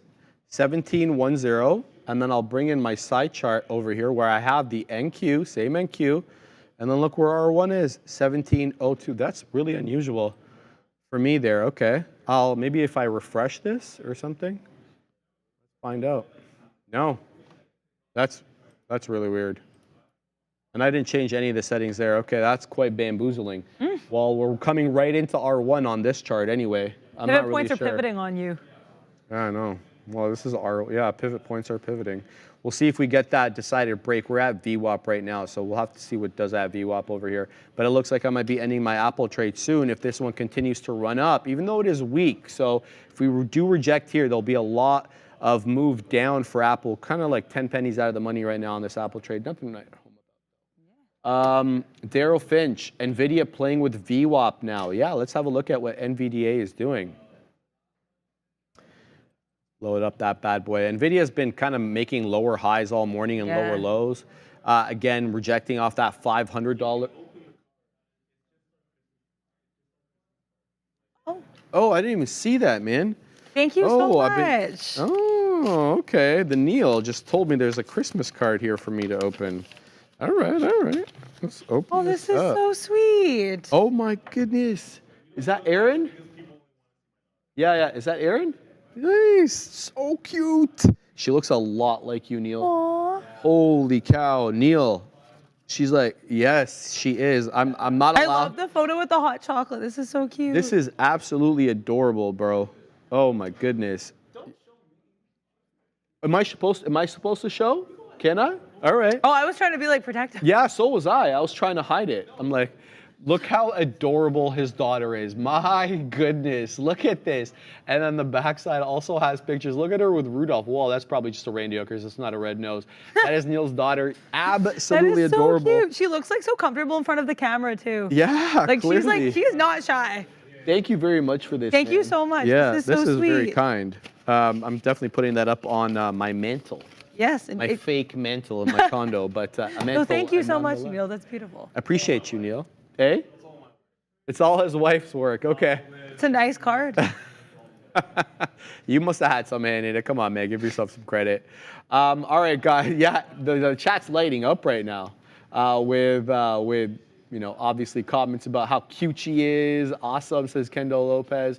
Much better looking than, oh, come on, bro. Calm down, Ponzi Fonzie. Ponzi Fonzie always trying to troll. The troll energy is strong. Yeah, Ponzi's killing it there. Yes. Well, Neil's getting Neil's defending himself. We can let Neil do his thing. You said truth. Yeah. So defending yourself. All right, guys. What else we got? Oh.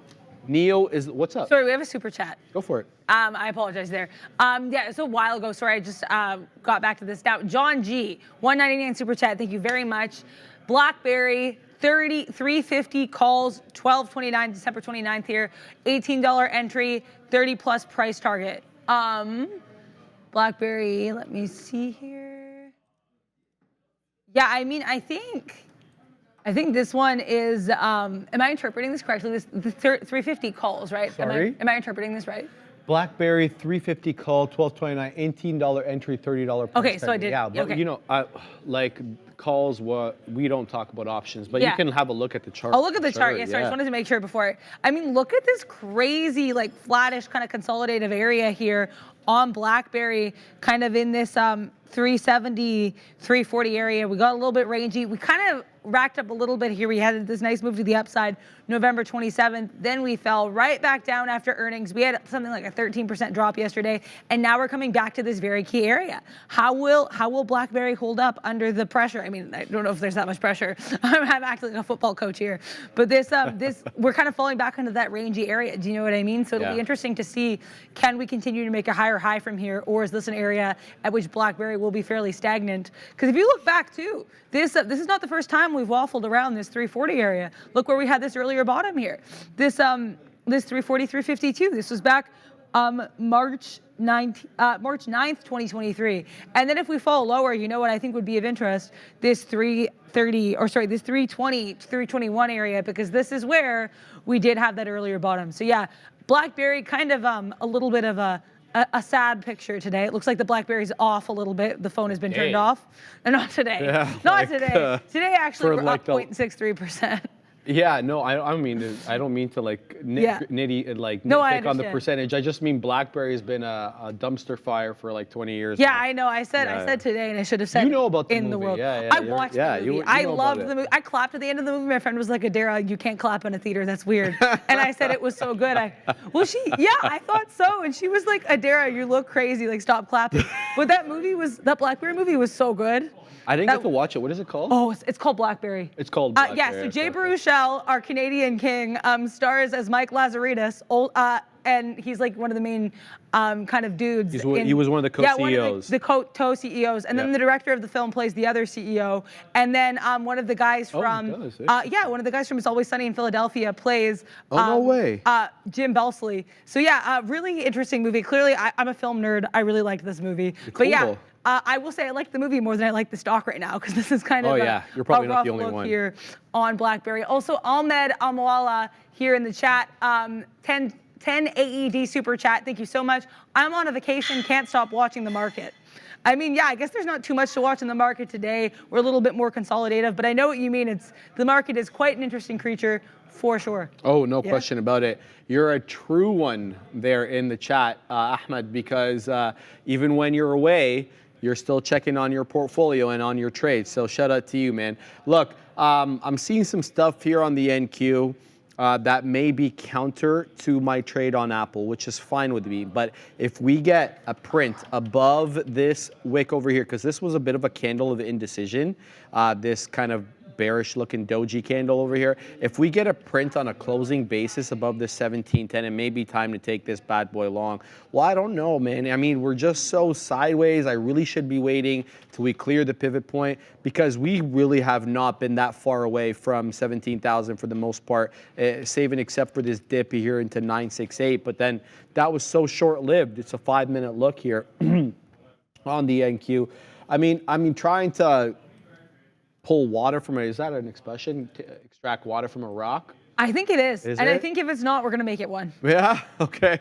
Yeah, I'm trying to find something here, but it's so sideways. I mean, might as well start looking at these small cappers, because, well, this one, NXTP, seems to be making a move here. So let's have a look at that. Maybe that'll take my mind off. Let's look at NXTP, small cap gapper du jour. This one is called Next Play Technologies, up 200, almost 250% on the day. But here, NXTP.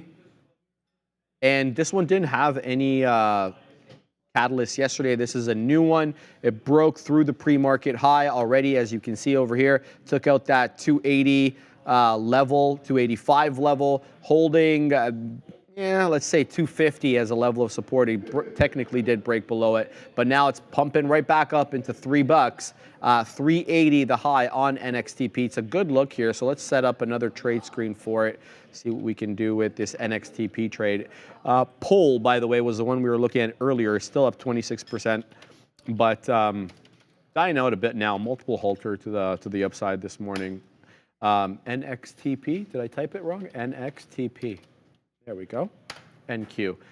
So this is a good look here at 3. You know, obviously we had lower highs, lower low. We had that beautiful flat bottom break on NXTP earlier at that 310 level. Look at this level holding out multiple times, all the while we're making lower highs, that descending wedge coming into play here on NXTP. But now we're above that breakdown level, or we're just at that breakdown level. So this was previous area of support right over here, and now we're right there again. So do we clear this level with any vigor? And if we do we, when we come back to it, is it going to act as support? So that's what we'll wait to see here. I'm going to put an order at 321. Let's put that there and see what we get there. 321. I'll send it back to you so I can send my order. Yeah, for sure. I just got in this NVIDIA short. This may be short-lived, pun sort of intended. If we break above 490, you know how I feel about NVIDIA and 490 today. It's been like the decisive point, I think, for me, at least for how I've been entering my trades and how I feel I see the stock kind of interacting. If we break above 490, I say bye-bye NVIDIA. I won't be in NVIDIA any longer. But yeah, profit taker kind of around this 488.60 area. Should we be able to take profit? Again, my new practice has been very short trades, very scalpy, and very teeny tiny share size. So that's what we're trying to shake out here. Also, Nick W., thank you so much for the $5 super chat. Sharif, could you look at MTTR? I think it is great setup to hit $3. Absolutely, yeah. I shall oblige. Nick Dub, a good friend of the shows and you know, an avid viewer. Let's pull up that bad boy, MTTR. So that is Matterport. All right, what do we got today on Matterport? First of all, let me pull up the deets so that I have everything ready. Up 5% on the day, $850 million market cap, float larger, almost 300 million shares, 296.5 million shares. What is the longer term trend? Let's start from the daily.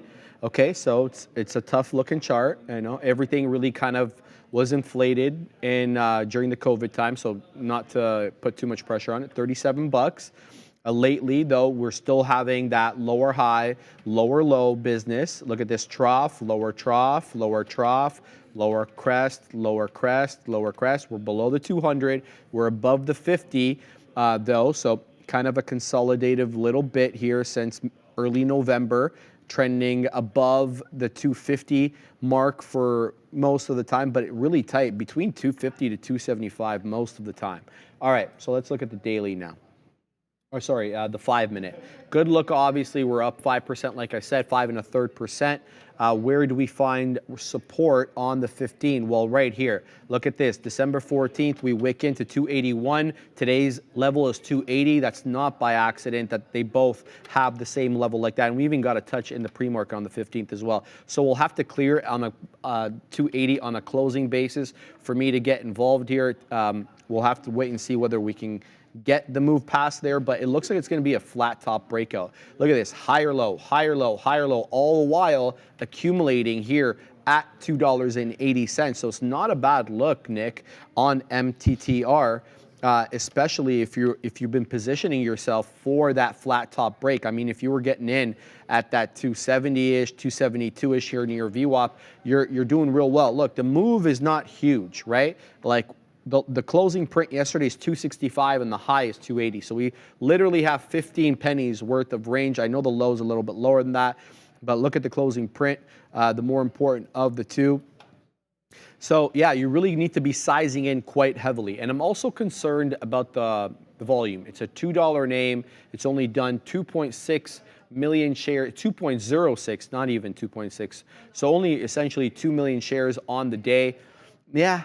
I like the chart pattern. I don't like the volume. I don't like the tight range or the tight notional range today between 65 close and 80 top, but I definitely like where it is on the day. The daily chart, though, concerns me because of this consolidative nature that we've been having. The fact that we're inching up closer to the 200 period also presents an opportunity for a short. Look what happened last time around here in mid to early July when we touched the 200. It was an immediate rejection. You had 3 days of touches at the 200, and then look at that move right back down. So keep that in mind. Keep in mind the fact that we are at 280 high. That takes us back to December 14th. Keep in mind that we are approaching that 290 level where the 200 period is on the daily. And also keep in mind the possible flat top breakout here on that $2.80 level. Yeah. I hope you print on it, obviously. He's like, I've been accumulating around 260 for 280 break or for the move over 3 to retest the upper side of the trend channel. I like that. I think that makes a lot of sense. Shout out to you. I hope you print on it, and let me know how you do. I am contemplating not being NVIDIA anymore. We're dancing around 490, but we're not really decisively breaking above 490, which is why I've held off my exit point. Like I said, decisive 490 break is where I'm out, but NVIDIA struggles with decisive 490 breaks today. We do still, the short thesis still holds up to me. Lower high, lower high, lower high, lower low, lower low, lower low. Low, low, low. Yeah, so shout out to Flo Rida there. Although I guess you want to be singing low because you're in apple bottom jeans right now, right? Yeah. But wow, yeah, so that was really bad. That was. How do you come up with this stuff? You're really good at it. Thank you. I just think my brain works in like puns and music or something. Yeah, I like it. Thank you. I appreciate that. But yeah, NVIDIA actually did say it doesn't want to go any lower. Now we're above 490, so I'm probably going to have to make my kind of slide out of, it'll be out video now soon because I'm so sorry. I'm like making all the dad jokes. But yeah, I'm not liking this. If we fail this 491 again, then that would be another opportunity for me to get short. Yep. The sweet and salty nut says, haha, I love her. Yeah, I think people like that kind of humor. I think also some other people just make some shake there because it's like dad jokes. Like yeah, that's what I said. Yeah, I think that is pretty accurate. I know. You're gonna have your hands filled when you get married and your husband starts making the dad jokes and you take over and you're like, yeah, I'm gonna be like, the dad jokes are over here, bruh. Yeah, no, I will be making the dad jokes. All right, sounds good. Wow, we're in a really consolidative range. I'm keeping my eye on the future. We're going to restart the lesson in 1 second. It's not too difficult of a lesson. We've been talking about pivot points and using them on the futures, and I've been really looking to try and use them today. It's just we had such a wider move yesterday and the day prior. That some of the support and resistance levels are a little, they're a little far from where we are, and it's been quite consolidative. To be expected the day before the long weekend, right? Obviously, Monday is a holiday as it's Christmas. Yeah, I mean, what can you do here? I can't go long the future because we're not far enough above 17,000. I can't go short because of what happened. It's very rangy unless I get the super top of it and then maybe put a stop right at S1 or R1, I think. I'm trying to figure out a way to use these, but at the moment, a bit of a tougher trade on the future and on these Mag 7 names. I've been trying to look for these small caps here, see what they're up to. Let's see what we got on our NXTP setup. Yeah, so I put an order for NXTP to go long above this area over here. We'll have to wait and see if that triggers. Did it fail? Did the script fail? 1 second. Yeah, it did. Why? That's the second time the script failed for me today. Maybe that's not such a bad thing. I did put an order to go long above here, this 310 level, and the script failed. That's the second time a script has failed on me today, and I'm not really sure why, but maybe I'm doing something wrong. Anyway. I think there were some issues yesterday with gateways at the end of the day. Interesting. Yeah. Well, right now, even though we have these higher highs and higher lows on NXTP, we did come into that critical resistance level, which was previously support before we got that flat bottom break over here. So you had one touch over here at 310, the trough, another touch over here, and then another attempt over here. And then finally, at 11.26, you've got that flat bottom break, and you printed really nicely on it for about a 40 penny winner. Sorry, 60 penny winner, all the way down to 240.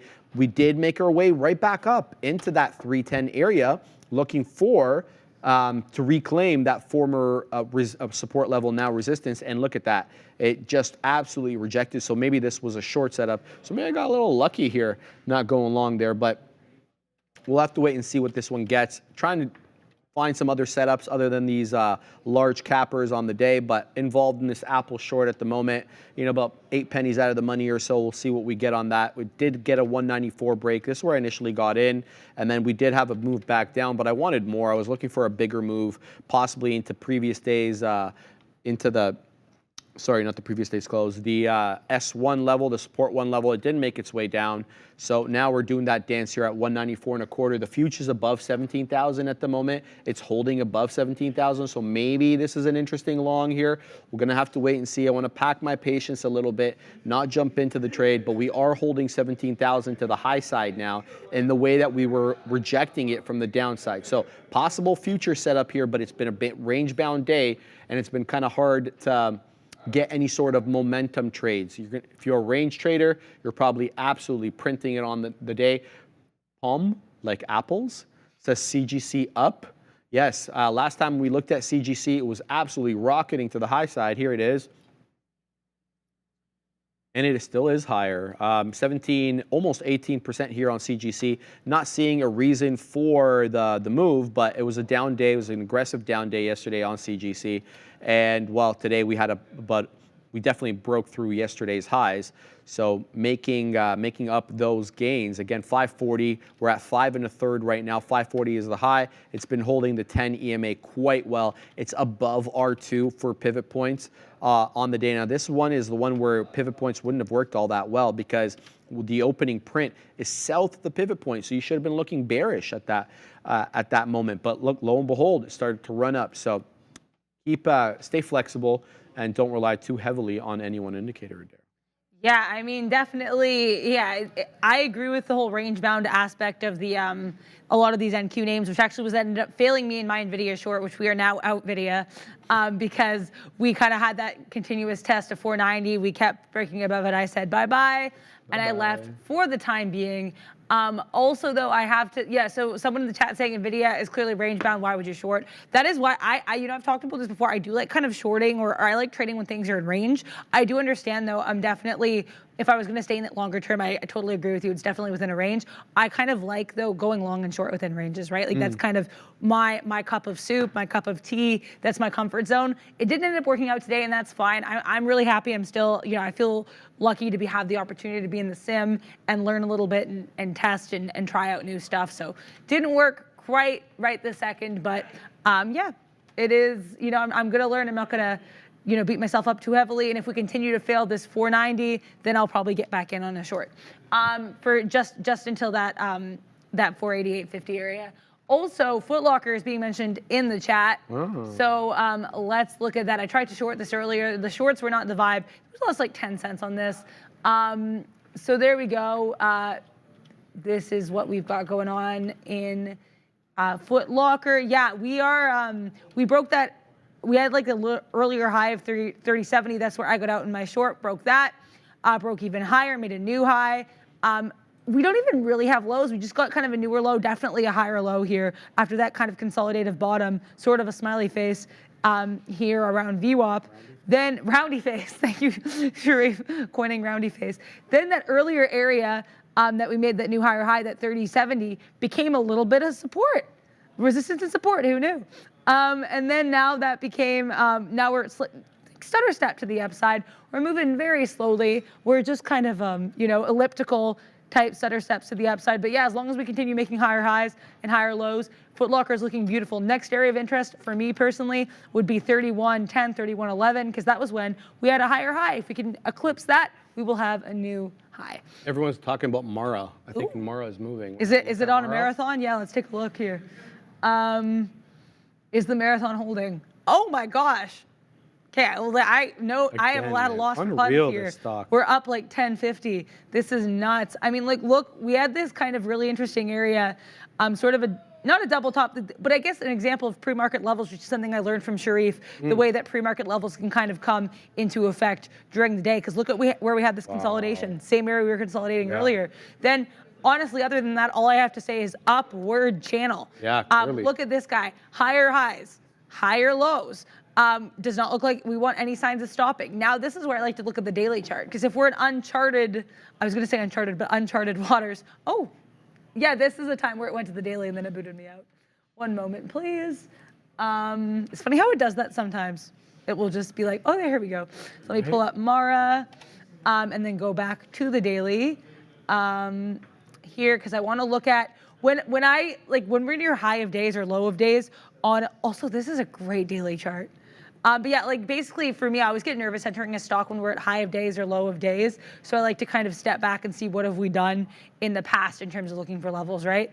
Although I would still say Mara's definitely, charting a new name for itself here, fending for itself here. I don't know what I'm saying, but look at these. We had kind of in a bit of a range here, a bit of a flat channel for a while, starting around this May 2022. We've broken out of that. Now the new high for us to look for, other than this area that would sort of be kind of a flat top around this 28, 25. After that though, really big area of interest. Look at this big peak here at 31, or that 30-50 area. This is, to me, this is kind of the new frontier for Mara if we can get this area. But yeah, really, really good looking chart. We broke out of that flat channel with a vengeance. And Michael so, Moss has been printing on his short on there. So he's been, long, sorry. I was going to say, yeah. Yeah, he was not short, sorry.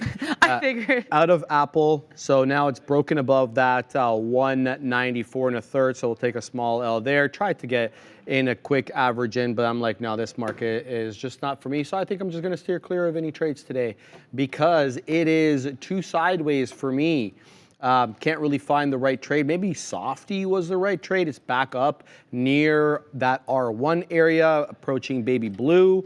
It rejected off it earlier. Does it do another rejecting here on Softy? But strong. That 375 area. Where is that 375 relative to all-time highs? Let's go to the 4-hour. No, so we're far past that. We got into that 385 and change. So I'm going to stay clear. I think I'm just probably done trading for the day because it's just no momentum in these trades. They're too stair-steppy. D-Loaf, I think I got the Canadian Mara in Hive. Yeah, I've heard about that. You can pull up the U.S. ticker. I see 5.5, then 6. Then the top, haven't pieced out anything. My only problem is I ain't got enough shares. Yeah, that is always an issue. You always want a little bit more shares there, but we'll have to wait and see. Mr. Long Shorts, double touch on the MNQ prior resistance level from at around 830. And there it goes. It's going up higher right now. About 17,000. What's your look? I don't know, dude. I gotta tell you the truth. It's not my day today. It really hasn't been my week. It's been just not the type of trading that I'm typically used to doing. But we'll have to. That's neither here nor there. 1721. I'm just a little confused because the R1 on here we've 1709, and then on my other chart over here. It's at 1721, so I'm not really sure what to make. I can do the calculations myself and see which one's accurate, but I'm getting conflicting data on my platform here as to where the pivot points are on the NQ March contract. So just going to steer clear. It's above it here, but below it on the other one, so I'm not really sure what to make. My 13K in 197.5 Apple December 19th call survived. Brutal short position. Hey, I'm holding Apple from the low 170, so I'm not going to complain about Apple on the day. Coin at high day, says Diamond Realtor of Miami. All right, let's have a look at Coin, because Coin did get an upgrade today, and it's doing real well as of late. So let's pull up Coin. Yes, it is 178.05.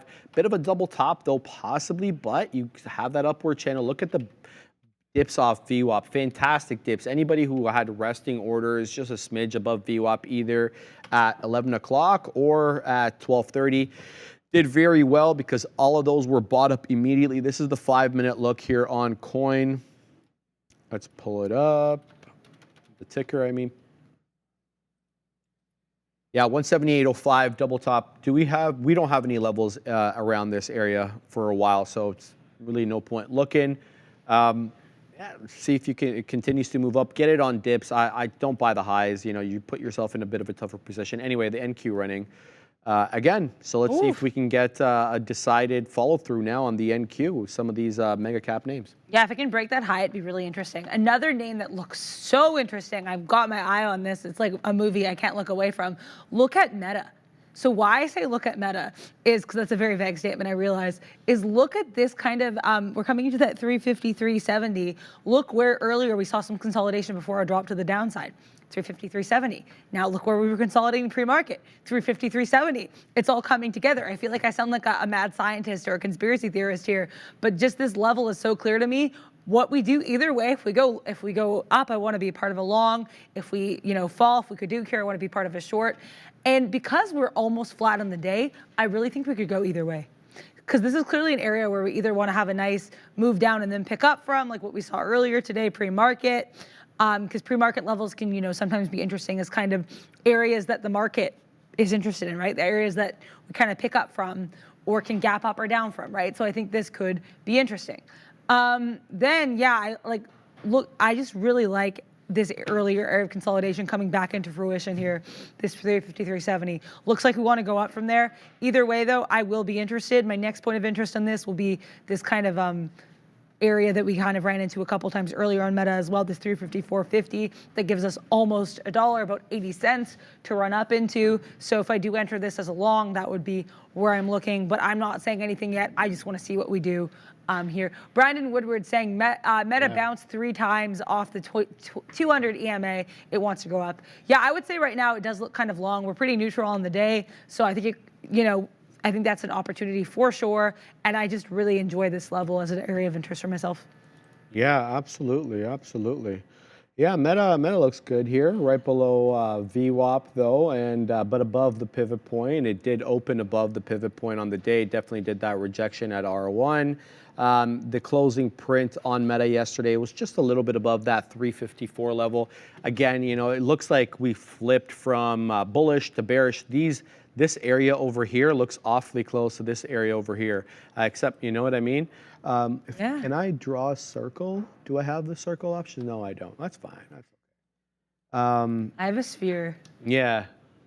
Yeah, you have it on P Pro 8. We don't have it over here. But yeah, we'll see what we get when we get into that 354. I believe 10 was the closing print. We'll see if we reject off yesterday's close on META. All right, it's past 1, so we can start the lesson over again and talk a little bit about these pivot points. So let me move over to my pivot point screen.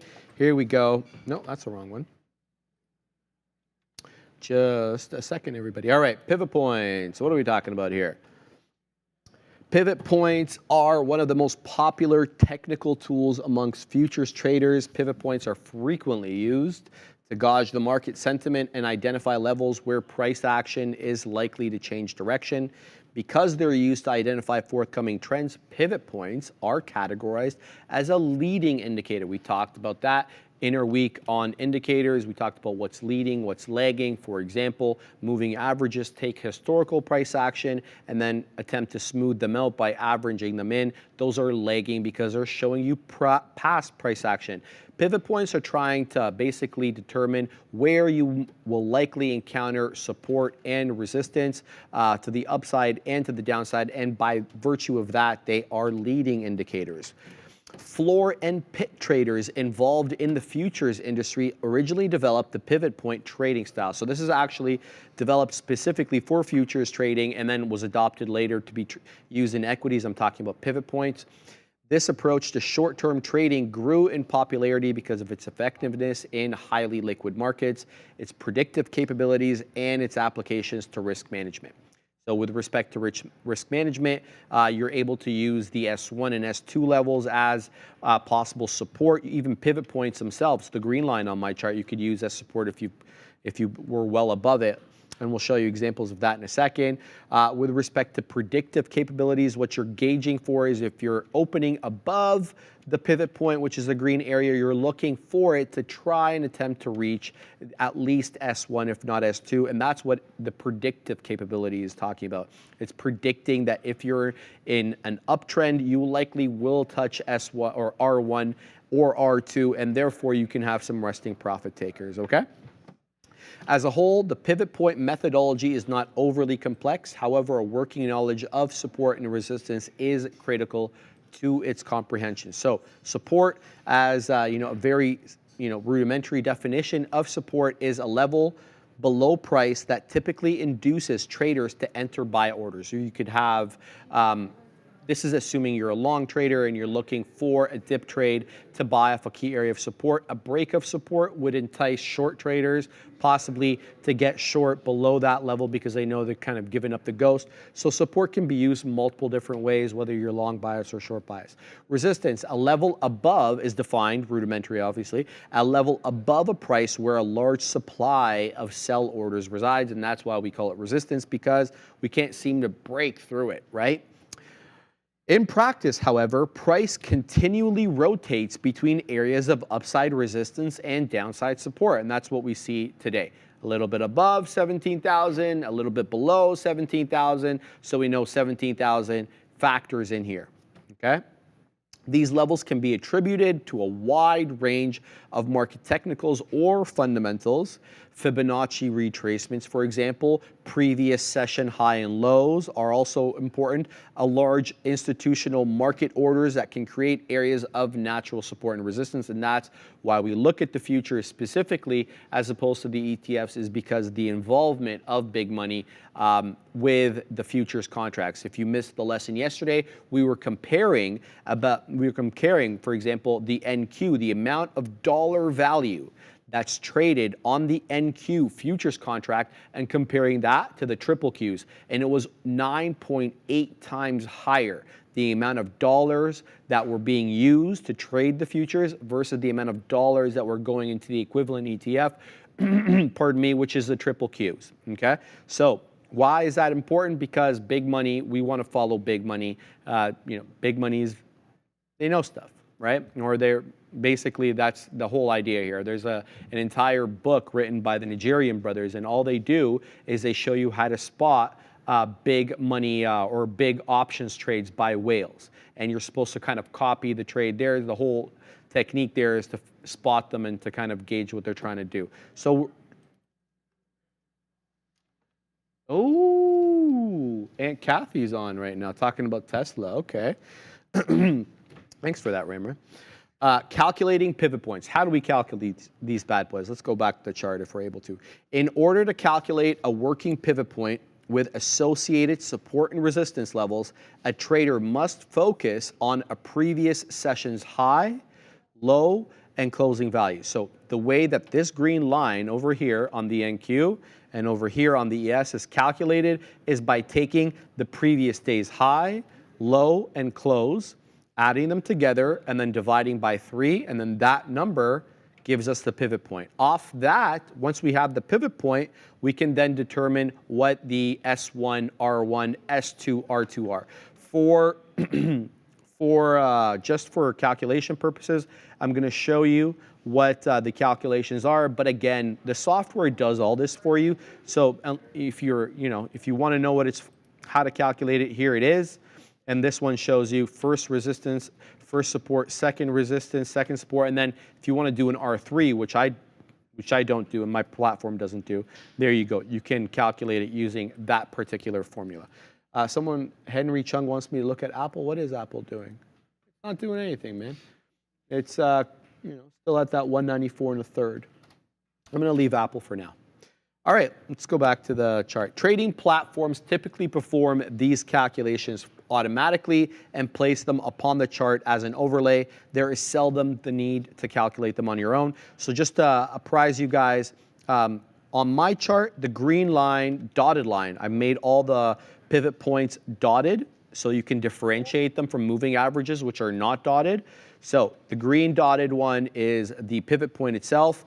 The baby blue line is R1, resistance level 1. The dark blue, the navy blue or Pepsi blue line is R2. Similarly, below the pivot point, the red dotted line is support 1, and then the orange dotted line is support 2. So you guys can follow along now that you know what they are. Traders have many ways to derive pivot points with various support and resistance levels.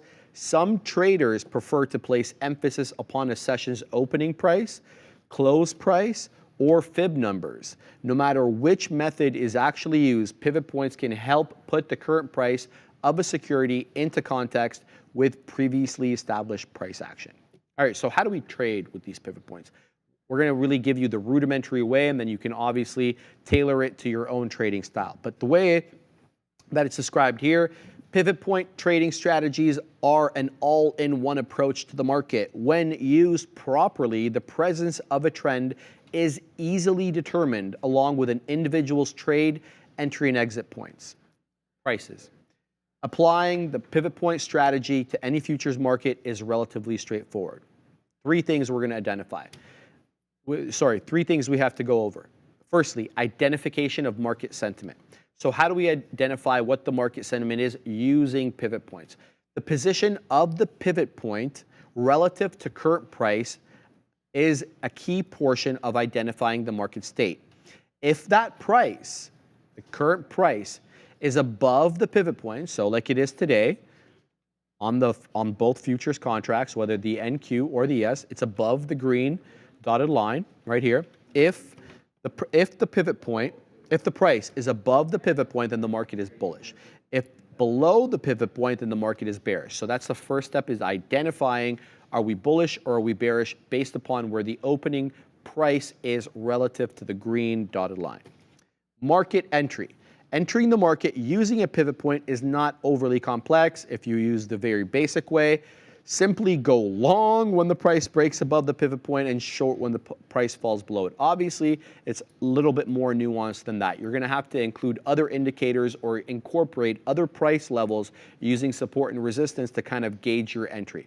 So today, for example, you wouldn't have been able to get in using that method because, well, the price never crossed above the pivot point. It opened above it. I'm talking about the ES. Similarly, with the NQ, same thing happened. Now, I'm deleting the pre-market price action here. So any price action from 6 p.m. Thursday to 9:29 a.m. Friday, I'm removing from here so I can show you the closing print and then the opening print, and you can see the gap because we were talking about the gaps yesterday. And that also helps for the pivot points. Market exit. So the third thing we're going to consider. Each level of support and resistance can be useful when identifying profit targets and stop losses. So pivot traders, what they'll do is they'll frequently view S1, which is the red dotted line on my chart, and R1 as ideal levels for profit or loss. If you're taking a short trade, for example, the S1 level is a great spot to place a profit target. So if you got in on the break of the pivot point, the green dotted line, and you want to know where do I wet my beak on an out, well, then you can have a resting order right around this red dotted level over here. And that's what you're going to be basing it on. And then obviously, leave a piece for the dream unless you're trading, just one or two futures contracts and you want to get out. Okay? Yep. If short. The opposite of true is for a long position. So if you got long through the break of the pivot point, you'd be wetting your beak on the touch of the baby blue or teal. I should probably call it the teal because you trust the teal, right? Shout out to Max. I was talking to him in the back. Right there, okay? One major advantage of constructing a trading plan based upon pivot points is the versatility.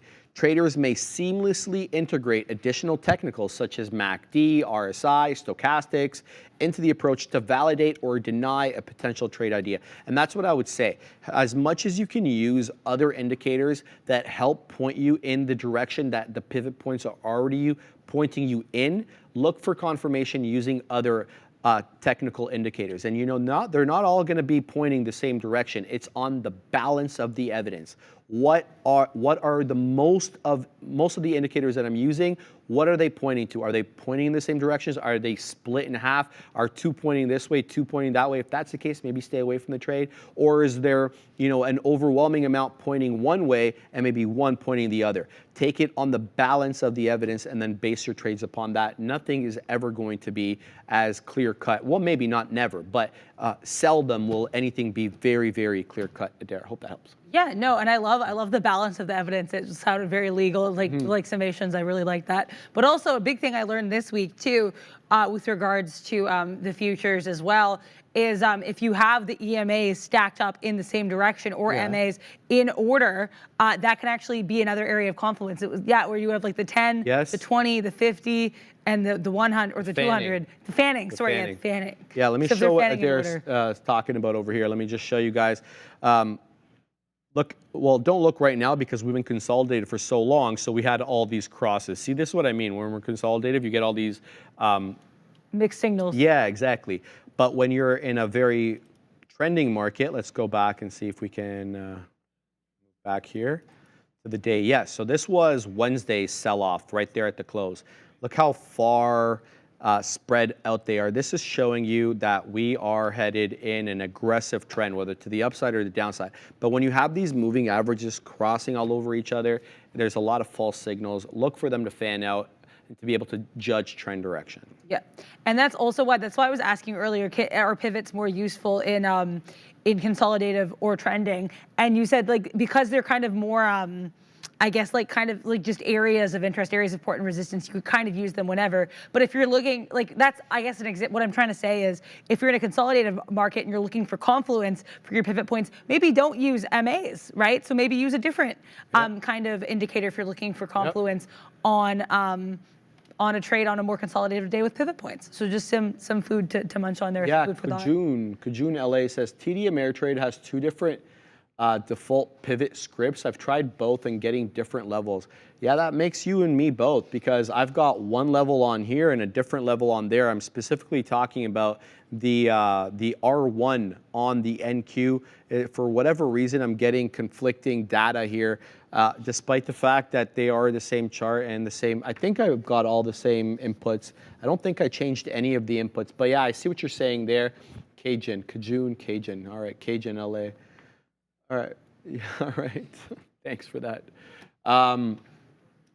Yeah, I'm not really sure what to make of the variance there, but it is a little bamboozling because you don't know exactly which one to follow. But yeah, give it a try. See what works best for you, and whichever one stick to it. I should mention that the Russell is now up 1 1/4. So the Russell outperforming the NQ and the ES again. You have a 1/3% for both the NQ and the ES are almost identical today, whereas the Russell is up 1.21%. So strong day for the Russell again, and the NQ is headed up. All right, so it looks like the NQ is headed into that R1 territory here. We'll see if we get that continuity through R1, but there we are. The baby blue or the teal, that's R1 there. We're 1720, so we're definitely holding 17. Are we going to make it above that 1741 area? Maybe. I would say if you hang around enough into the close, we might get that big bull run that Michael Noss was saying we may get, because it is today technically the first day of the Santa Claus rally. Yeah, I always thought the Santa Claus rally started earlier, but technically I guess it starts now.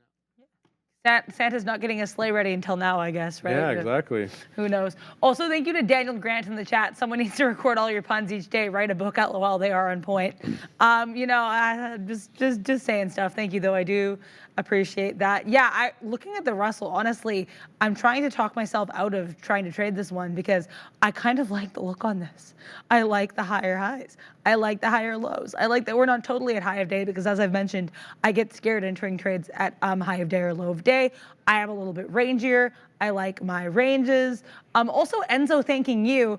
Sharif, thank you for the info on coin. I didn't join the short side because I guess he was asking earlier, should I short coin? And you said, shout out to Enzo. Yeah, so shout out to Enzo. Also, I have maybe a weird question. So you know how the NQ is like the, that's for the NASDAQ futures, right? And the ES is the SPY futures. Is there one specifically for NYSE futures? No, so NYSE is not an index. It's just an exchange. Okay, Yeah, that very makes good sense. question. I feel So kinda weird I should that. clarify something. So the NASDAQ, the NQ, is the NASDAQ 100. So it's not all the NASDAQ, all the stocks that trade on the NASDAQ. I don't know how many there are. There's a lot. It's the 100 that they've selected to put into their index. Okay. Similarly with the SPY. So there is a difference between the indice and the exchange. Okay, thank NYSE you. has, they're an exchange. They're the oldest exchange. They were way before the NASDAQ. So the NASDAQ's computerized, whereas NYSE was like old paper system. And that's why you see everybody running around the NYSE and they've got I love their the little, photos, yeah, with the Yeah, little yeah. jackets. That's what it is. But really good question. Yeah, But thank you. I always actually thought the same thing too. And then you learn to distinguish between exchanges and indices, and they're not the same. Yeah. Well, yeah, and then also I guess too that makes sense because the CME is that's the exchange through which all the futures are, but that is just an exchange through which the futures trade, right? Yes. So I realize it's kind of an elementary question, but thank you for going Absolutely. through that with me. And yeah, that makes sense because that's SPY, that's just those 500, the S&P 500, Yes. NASDAQ 100. That totally makes sense. Yeah, Thank you yeah. so much for. And so some of putting it those like that. S&P components, some of them trade on the NYSE. That's true. Some of them trade on the NASDAQ. Oh yeah, okay, Yeah. so that makes sense. Yeah. Yeah, Thank you. The Standard & Poor's is like a company. They upgrade and downgrade people. Like countries will like give you a credit rating. Okay. Right. And So they like also- Moody's with the ratings, same kind of. Okay. And sometimes when you go to other countries as well, like Australia or whatever, I forget exactly where, they have their own S&P over there. It's Standard & Poor's, whatever. I love that. Yeah, yeah. Okay. And the S&P 500 is not the only one, too. There's the S&P 400, which are different. And there's different components. The most popular one, though, is obviously the S&P 500. Yeah. And because it's made specifically to kind of take the bigger picture of the overall market. But I do have to make a comment there. So I was actually telling Brendo this at the big desk yesterday. So 2/3 of the companies in the S&P are goods selling companies, relying on the sale of goods as their profitability, for their profit, whereas about 1/3 are service based.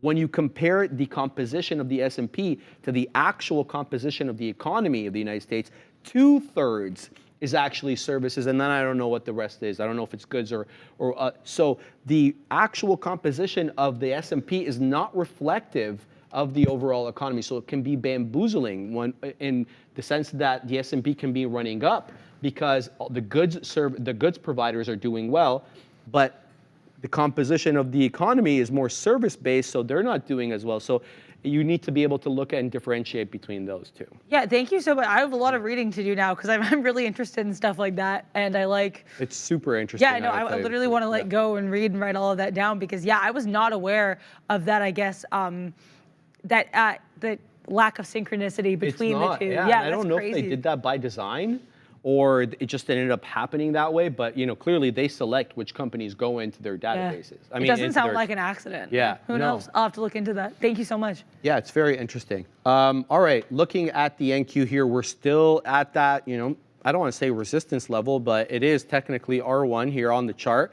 getting a bit of a flat top break maybe through the 17,020.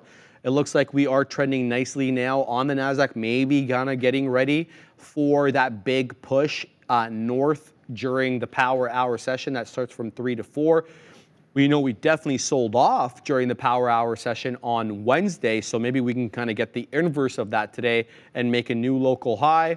It just kind of give you an idea of where to expect resistance on the NQ. Well, look, we're awfully close to where to expect resistance. That Wednesday high that we made before the huge Huadunk was 17,065. Technically, the high on the day was 17,073, but look at that consolidation range here with 17,065 looking like the better level. So if we come and break through 17,050, which is the 50-point area, be on the lookout for that 17,0 2/3 to 17,0 3/4 as a level of resistance, unless we really get the volume to support that big move up. And look at the outlying volume we had on the sell-off. It really dwarfs all the other volume days that we've had this week. And this is Friday, Thursday, Wednesday, Tuesday, and Monday. And this is by far the highest sustained selling there on Wednesday on that big Huadunk. But look, we filled the gap, Adira. We made all that back. All that stuff that we sold off there Wednesday afternoon, it's all back there. So back with a vengeance. That's crazy. That's quite the look. Yeah, really interesting. Anybody asking any questions there? FDX short first profit touched my price target but did not get it, says Arhan. Print, my friend, print. I hope you do well. He says he's trying again on his FDX trade, so shout out to you. Shout out. Yeah, anything on your end? Yeah, I was pulled up Micron, MU, because some people were mentioning it in the chat here. Brian Swisher mentioning it in the chat. We also, I think Zion Lala earlier mentioning this one. This one, Micron had earnings, I believe, after close on Wednesday. So this is technically day 2 earnings for Micron. And they said day 2 and they ran with it. Look at this. Crazy look here. All day, we had kind of higher highs, higher lows. Then we got a little compression-y, and then shot to the upside. Like, this is a beautiful movement upwards. I do not know where it stops. Right now, we have a candle to the downside, but until we break a lower low of that 87.17, it looks pretty strong. Let's look at the daily chart here on M to the U. Yeah, look at these outsized candles here. I was reading actually that this was the top performer on the S&P 500 yesterday. It was up almost 9%. That was, yeah, CNBC saying that. But yeah, like this, yeah, crazy strong yesterday compared to those other S&P names. Yeah, this is, yeah, kind of an interesting daily chart. We had this double top July 31st, 2023, touched it again September 18th, 2023. And then, yeah, kind of a bit of a flat channel there. Then we started moving to the upside October 27th, so a little bit before that overall kind of market rally began, a bit after that Halloween period. Then we ran, took a bit of a dip. Now we're back to the upside. Looks like we're trying to get into the throes of an upward channel. Jonathan Gavette saying last time it stopped at 94. Yeah, I'm going to pull up more of the daily because I like to get a broader picture. Oh, yeah, okay, this is this is interesting. Yeah, we were kind of in a downward channel for a bit for this one, starting around January 12th, 2022, around that 98-ish area, downward channel. Then we got, yeah, flat, I guess flat for a little while, a little bit upward, flat once again. Yeah, I think this, I think someone earlier was mentioning, will we do 90 today? I'm not sure if we'll see 90 today. We already did have quite a lot of movement yesterday, so we'll have to see how much juice Micron has left in it, how much the chips are ready to flow.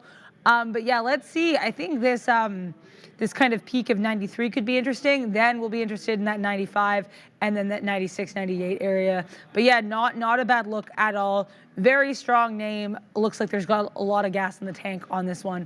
Turin in the chat. Adara, look at Meta. Look at your Meta, it's ready to dump.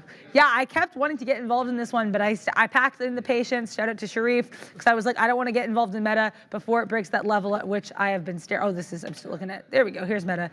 Okay, yeah, no, I think thank you for pointing this out, Turin. I might get involved in this short here, because like I said, I wanted to see what we did in that range, the consolidative area of that 353.70, because that was really key here. Now we're falling into that 353.20, and guess what? That was where we were consolidating around before we fell earlier today. Yep. So yeah, I'm going to keep an eye on this. If we fall, I would like to fall with this and fall into a short, but now it looks like we're picking up again. Might be a skosh more consolidation here, but I really appreciate, you know, the mention here on for Turin mentioning this one, because this is, yeah, quite the look. And I mentioned this one earlier and then I forgot to look back at it. So that is much appreciated.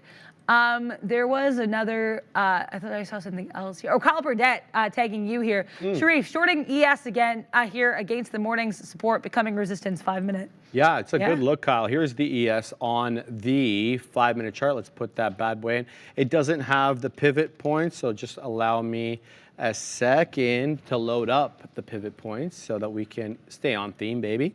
But I do like your look here, Kyle. Let's look at what Kyle's talking about. So this area on the ES, what's going on here? 48.21, yeah. So this 48.15, it was a level that we definitely came into earlier in the morning, found resistance there. It was a wick, and then we went back south, holding 48 all the while, though, coming into that 50 period at 48.05. It's a good look there, Kyle. I like this short. It's interesting. Look for continuation south, possibly through R1 here.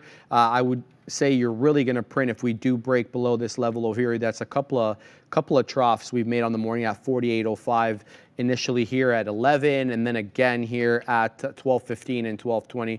Good look for you. You're already several points in the money. I hope you print on this trade, looking real good. The NQ doing much the same thing right now as the ES, coming back down into 17,000. Now the look on the NQ though is going to be whether or not we hold up at the 17,000 area, right? Because we were doing the dance with no pants below 17,000, reclaimed it. Now, does it act as level of support? Are we going to just continue to wave? You know what I mean? By wave, I mean a little bit above 17, a little bit below, with 17 being the mean or the median in between both. Yeah. So let's see what we do. We already got a quick wick off there. I think it got down to 17,003 and got bought up immediately. But let's look for continuity below the level of 17. If not, then it might be an interesting area to initiate a long. But just pack your patience, I guess.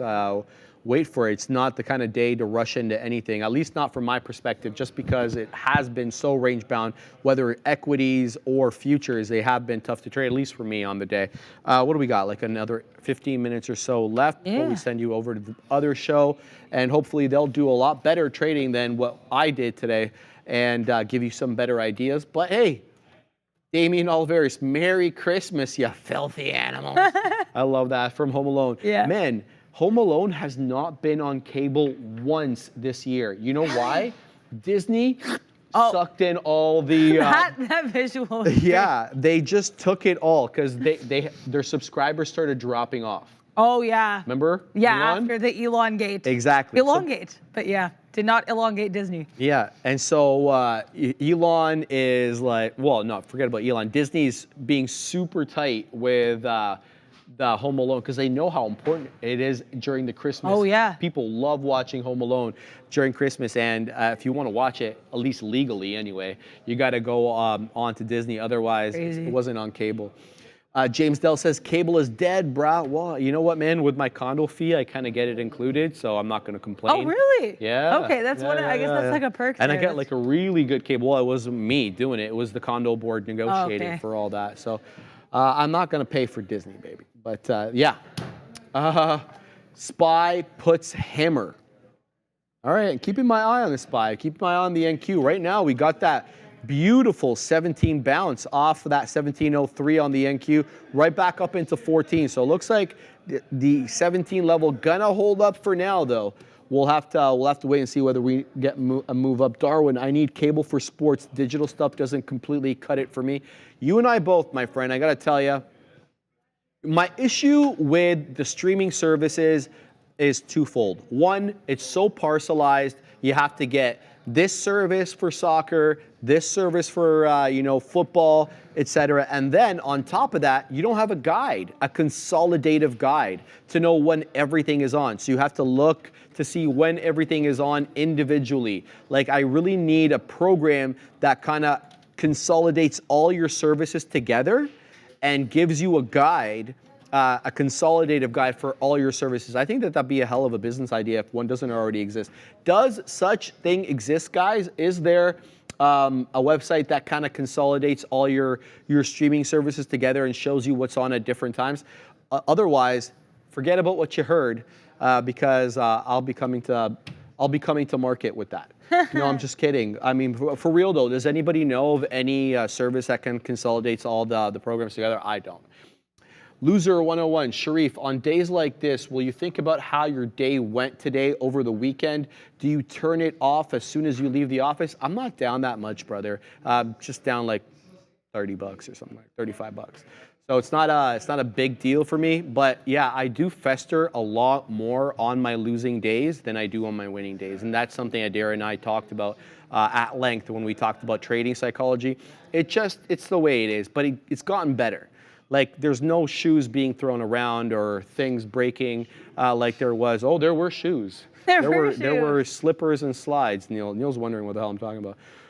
He just kind of jumped in. Slippers and slides. Buy a TV guide? Bruh, what century you living in? What is this guy?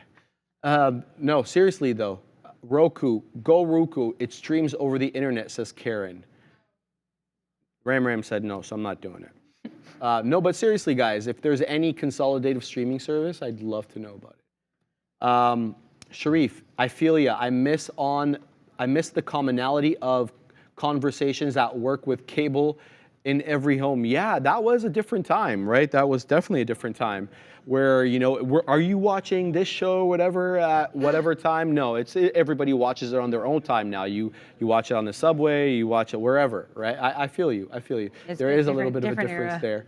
Arun Slipper sends Atticus Ang. So by the fact that you know that means you're an old OG viewer right there. The fact that you know about Arun Slipper puts you in that kind of category with Darwin, where you guys are, and Diamond Realty of Miami. You guys are OGs. You guys have been in the chat for a while. Arun is tap dancing at home on, you know, doing whatever. I have no idea. Yeah, Arun is fine. He's chilling at home. John Del Segno. ST&E is LOL ripped for weeks and has $10 to $15 until resistance on the longer time frame. You want to have a look at ST&E for John? Let's look at ST&E for John Del Segno. Yep. I am in a meta short, but it's just cooking, so I'm not going to worry about that right now. Let's talk about ST&E. Okay, so longer time frame. Look at the longer time frame. Daily, immediately, this 1805 resistance just pops out at me. Kind of an interesting look, not up too much on the day, volume almost 2 mil, but let's look at the longer time frame. John Del Segno asked for the longer time frame. We will deliver the longer time frame. Yeah, look at this. This is quite, right now it looks a skosh bullish. Let me zoom out to get a better idea. Oh, okay. Charts are getting me excited. Look, triple top. Sort of a triple top. We got slightly higher that third what the hell is one. Then we fell a bit lower. Yeah, I'm just going to look that up now. ST&E. StoneCo. StoneCo. Yeah, 5.64 billion market cap, not small. Not small. No. And what's the daily look? Did you start to daily? Yeah, I'm on the daily right now. Yeah, I mean, we had kind of a triple top a little bit, then fell a bit lower, but we did make a newer low. We did make a higher low. I should put that out there when we fell back again. Now we've been in a gorgeous, really steep upward channel, starting, I want to say, around October 30th. So around when the rest of the market rallied, StoneCo rallied right along with it. Oh, John Del Segno saying it's a Buffett stock. Oh. Okay. You said StoneCo without saying something else? The Chilean Nightmare was like as quick with that as I was with my own thoughts. Stone Cold Steve Austin, Stone Cold. I don't know this. You are like the queen of puns. How is this? I didn't know Steve Austin. Yeah, Stone Cold Steve Austin. He's a wrestler. Oh, okay. I was not aware. You said Stone Cold. I was like, she's gonna say Steve Austin. Say it. No, but you didn't. Well, now I learned a new. Now anytime this stock comes up again, now I'm able to jump in. There you go. So thank you. But can I make one quick comment? Like I would like for you to zoom back a little bit because this is the look on ST&E. So we got a lot of move to the high side here at Dara because look where we were in September and literally early 2021. We got into that $95 area. So a big move up. So do you like this possible support level over here? Because now we've cleared all the support levels going to April 2022. Those are all done. So now where do we find support after that? Well, we got to go all the way to November 2021 to January 2022 when we topped out at 20 bucks. But there's a monster gap between that $20 area over here where we kind of are and the next level of resistance, which is that 30 bucks area where we kind of broke down from. That's November 2021. That's when Papa Powell got on the mic in front of Congress and said, inflation isn't transitory. We're going to raise rates and the whole market sank. So I like that big gap fill. I think that's what Big John Del Segno was talking about, that $20 gap fill possibly into 30 bucks. I really like that. Yeah, that's a good look. Yeah, thank you for that. Yeah, no, definitely. We look, I would say, absolutely like it is a bullish moment. Oh, look at this. I love this. Cal Burnett. I hope someone drops a stunner on the ES, bro. You kill me. Yes. I hope that someone does drop the stunner so that you could print on your shorts. We know you're short, Kyle. Shout out to you. Big Adam DeLuce. Get the beers out for Stone Cold Steve Austin. Yeah, haven't you seen this guy go to the ring with his beers? No. And like people from the crowd would be throwing him cans of beers. He'd be ripping them open, chugging 2 at a time. What? How do you not know about this? Okay, I need to look this guy up. If we wouldn't get demonetized right now, I'd show it to you. Okay, I'm gonna look this up. This will be my homework for the weekend. Oh my God, Neil has just come with a plethora of mugs. And they're all right next to that. Is that whiskey? Kraken. It's rum. That's dark rum. Correct. And so it looks like that there will be dranking going on as soon as, well, I don't know, well, we're off. It on, I sounds like have no Beyonce, idea. yeah. Right? Also, yeah, shout out to Kendrick Lamar with Swimming Pools, Drank, Pool, Drank. I'm not going to do the whole song, but There you go. great song. Looks like that is the vibe. Also, I can talk about my meta short. I'll Yep. chat about my meta short.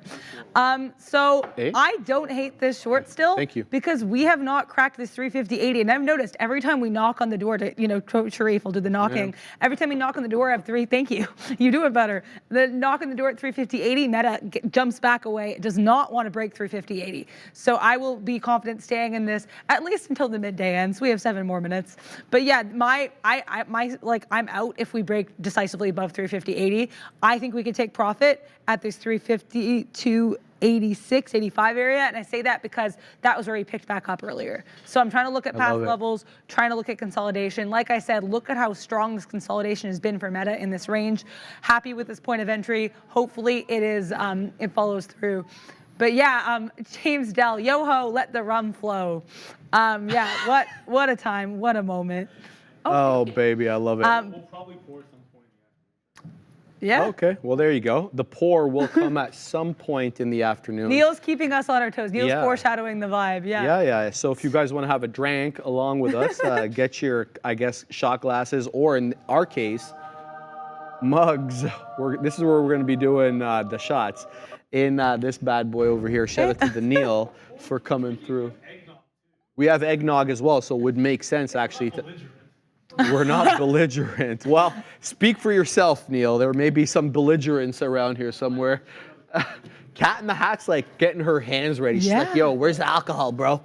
I offered her, Brendo gave me his wine bottle that Raheem brought us yesterday, but they were by the Cat in the Hat. So I'm like, trying to be all gregarious and stuff. I'm like, Cat, you want a bottle? She's like, nah, not really a drink. I'm like, you don't drink? She's like, no, I don't drink wine. I'm like, okay, I know how you are, Kat. Oh, no, come on. She didn't see that. She says, only hard liquor, baby.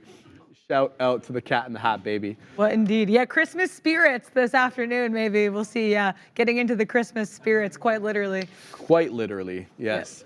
All right, guys. 9:16, Stone Cold Steve Austin. Is that like a multiple of 3 or something? What's going on there? It's 3:16. Shout out to you.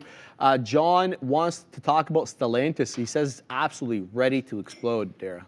Yeah, is this on the NY? Yeah. The NYSE? Yeah. Yeah, my loading ticker thing is not on since the chart fell earlier today. Yeah, we'll look at the daily. We have less than 100,000 shares on the day, so let's look at the daily chart here. Wow, that's super on late. Stellantis. Ooh, that's a nice big hearty candle from yesterday. But yeah, no, let me zoom out, take a step back.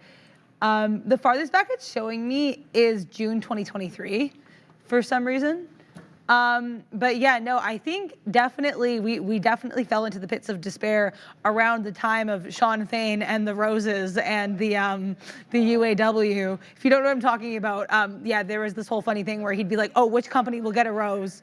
But yeah, so we kind of fell a bit to the wayside, bottomed out around that 2050. Then we're climbing. We had a really nice kind of upward channel to the upside. Now we're seeing a bit of waffling, a bit of indecision around 28.50, so I'd like to see if we can push above that. But yeah, not a bad look on Stellantis. Definitely recovering from the UAW swoop to the downside. Also, John H., thank you so much for the $2 super chat. Cheers and happy holidays to the Trader TV crew. Cheers and happy holidays to your crew, John H. Also, Bears versus Bulls. This is so nice. They're giving us a chat here from Bears versus Bulls. Thank you, Sharif and Adara, for making such a great show during the midday. I am a fan. Happy holidays and thanks for all you do. So nice. Thank you for all you do, Bears versus Bulls. This is so sweet. We're all just having a good time and making some trades and some puns and getting into the holiday spirit here 24/7. Yes, ma'am. Also, Elon, Sharif, and Adara, I've been watching the program since July. Information shared at this platform is very useful for both stock trading and investing. However, my swings perform better. Yeah, I feel like there's a decent amount of swing people here You in and the I chat. both. Yeah, I got to agree with that. Now, Kevy is getting to the real important thing here, which is Kevy82, shout out to you. Are you ready for Anfield tomorrow? Now, I'm 0-1 versus the Neil. Because, well, his boys beat my boys. You guys know what happened with the Cowboys away at Buffalo. And again, Arsenal will be away to Liverpool this week. So we're going to have, Neil obviously is a Liverpool fan. So we are ahead of Liverpool by a point in the Prem. And they are tied with Aston Villa, who's playing right now. So it's going to... Neil just asked me if I want to do double or nothing on the bet. Neil, you've had home field advantage twice. That's not fair. Arsenal plays Liverpool away at home in Feb. I'll do double or nothing in February. So, yeah. Well, the thing is, Anfield is one of the hardest places to play in all of the English Premier League. Everybody talks about the atmosphere at Anfield. So, the Cowboys. Arsenal going in and playing Liverpool there is already a challenge in and of itself, but I still like our chances. We've played well away. We have the best away record in the Prem, but Liverpool has done well this year. They have good attacking. They have a good attacking pedigree. I just think their defense is a little bit. Yeah, we'll see. Kevy, I'm also a Cowboys fan, so I was ready for the beatdown, to be honest. Yeah, that was a beatdown. Let's be honest about it. We did not look good playing there. A lot of reasons for that, though, man. The weather was absolute crap. Not trying to make excuses, but the weather was poop, and I think there was some penalties there our way. And we couldn't stop the run for the life of us. The Cowboys just could not stop the run from Buffalo. That was so obvious. Adam, what do you think we're going to do this week against Liverpool? I like our chances. I think maybe we come out by one, or we come out there all tied up. A draw. We'll have to wait and see. About 1 minute left on the show, Adara. To quote Obi, go sports. No, but I'm joking. Yeah, no, I follow a little bit of CFL, a little bit out of my depth in terms of, other than my Ted Lasso knowledge for some of the Prem conversations. I will say, though, as long as you're not playing in the stadium that looks like a backyard, you're probably good, because when you showed me photos of that stadium, I was floored. Luton Town, yeah. That one, literally, you can see houses. The aerial view, there's the stadium and there's some houses. So look that up, because I think this happened to me live, being like, what is the stadium? Yeah, so I guess it is now 2 o'clock, though, so we shall bid you all adieu. Happiest of holidays. Enjoy the season, however you may celebrate it. We will see you, same bat time, same bat channel on Tuesday, but for now, Brendan is in fact at the big desk. See ya. Hey guys, yeah, welcome in. 2 o'clock, heading into the Christmas holiday. Make sure you do mark that down if you haven't yet. No market on Monday. We'll be back on Tuesday, as Sharif and Adara were just saying.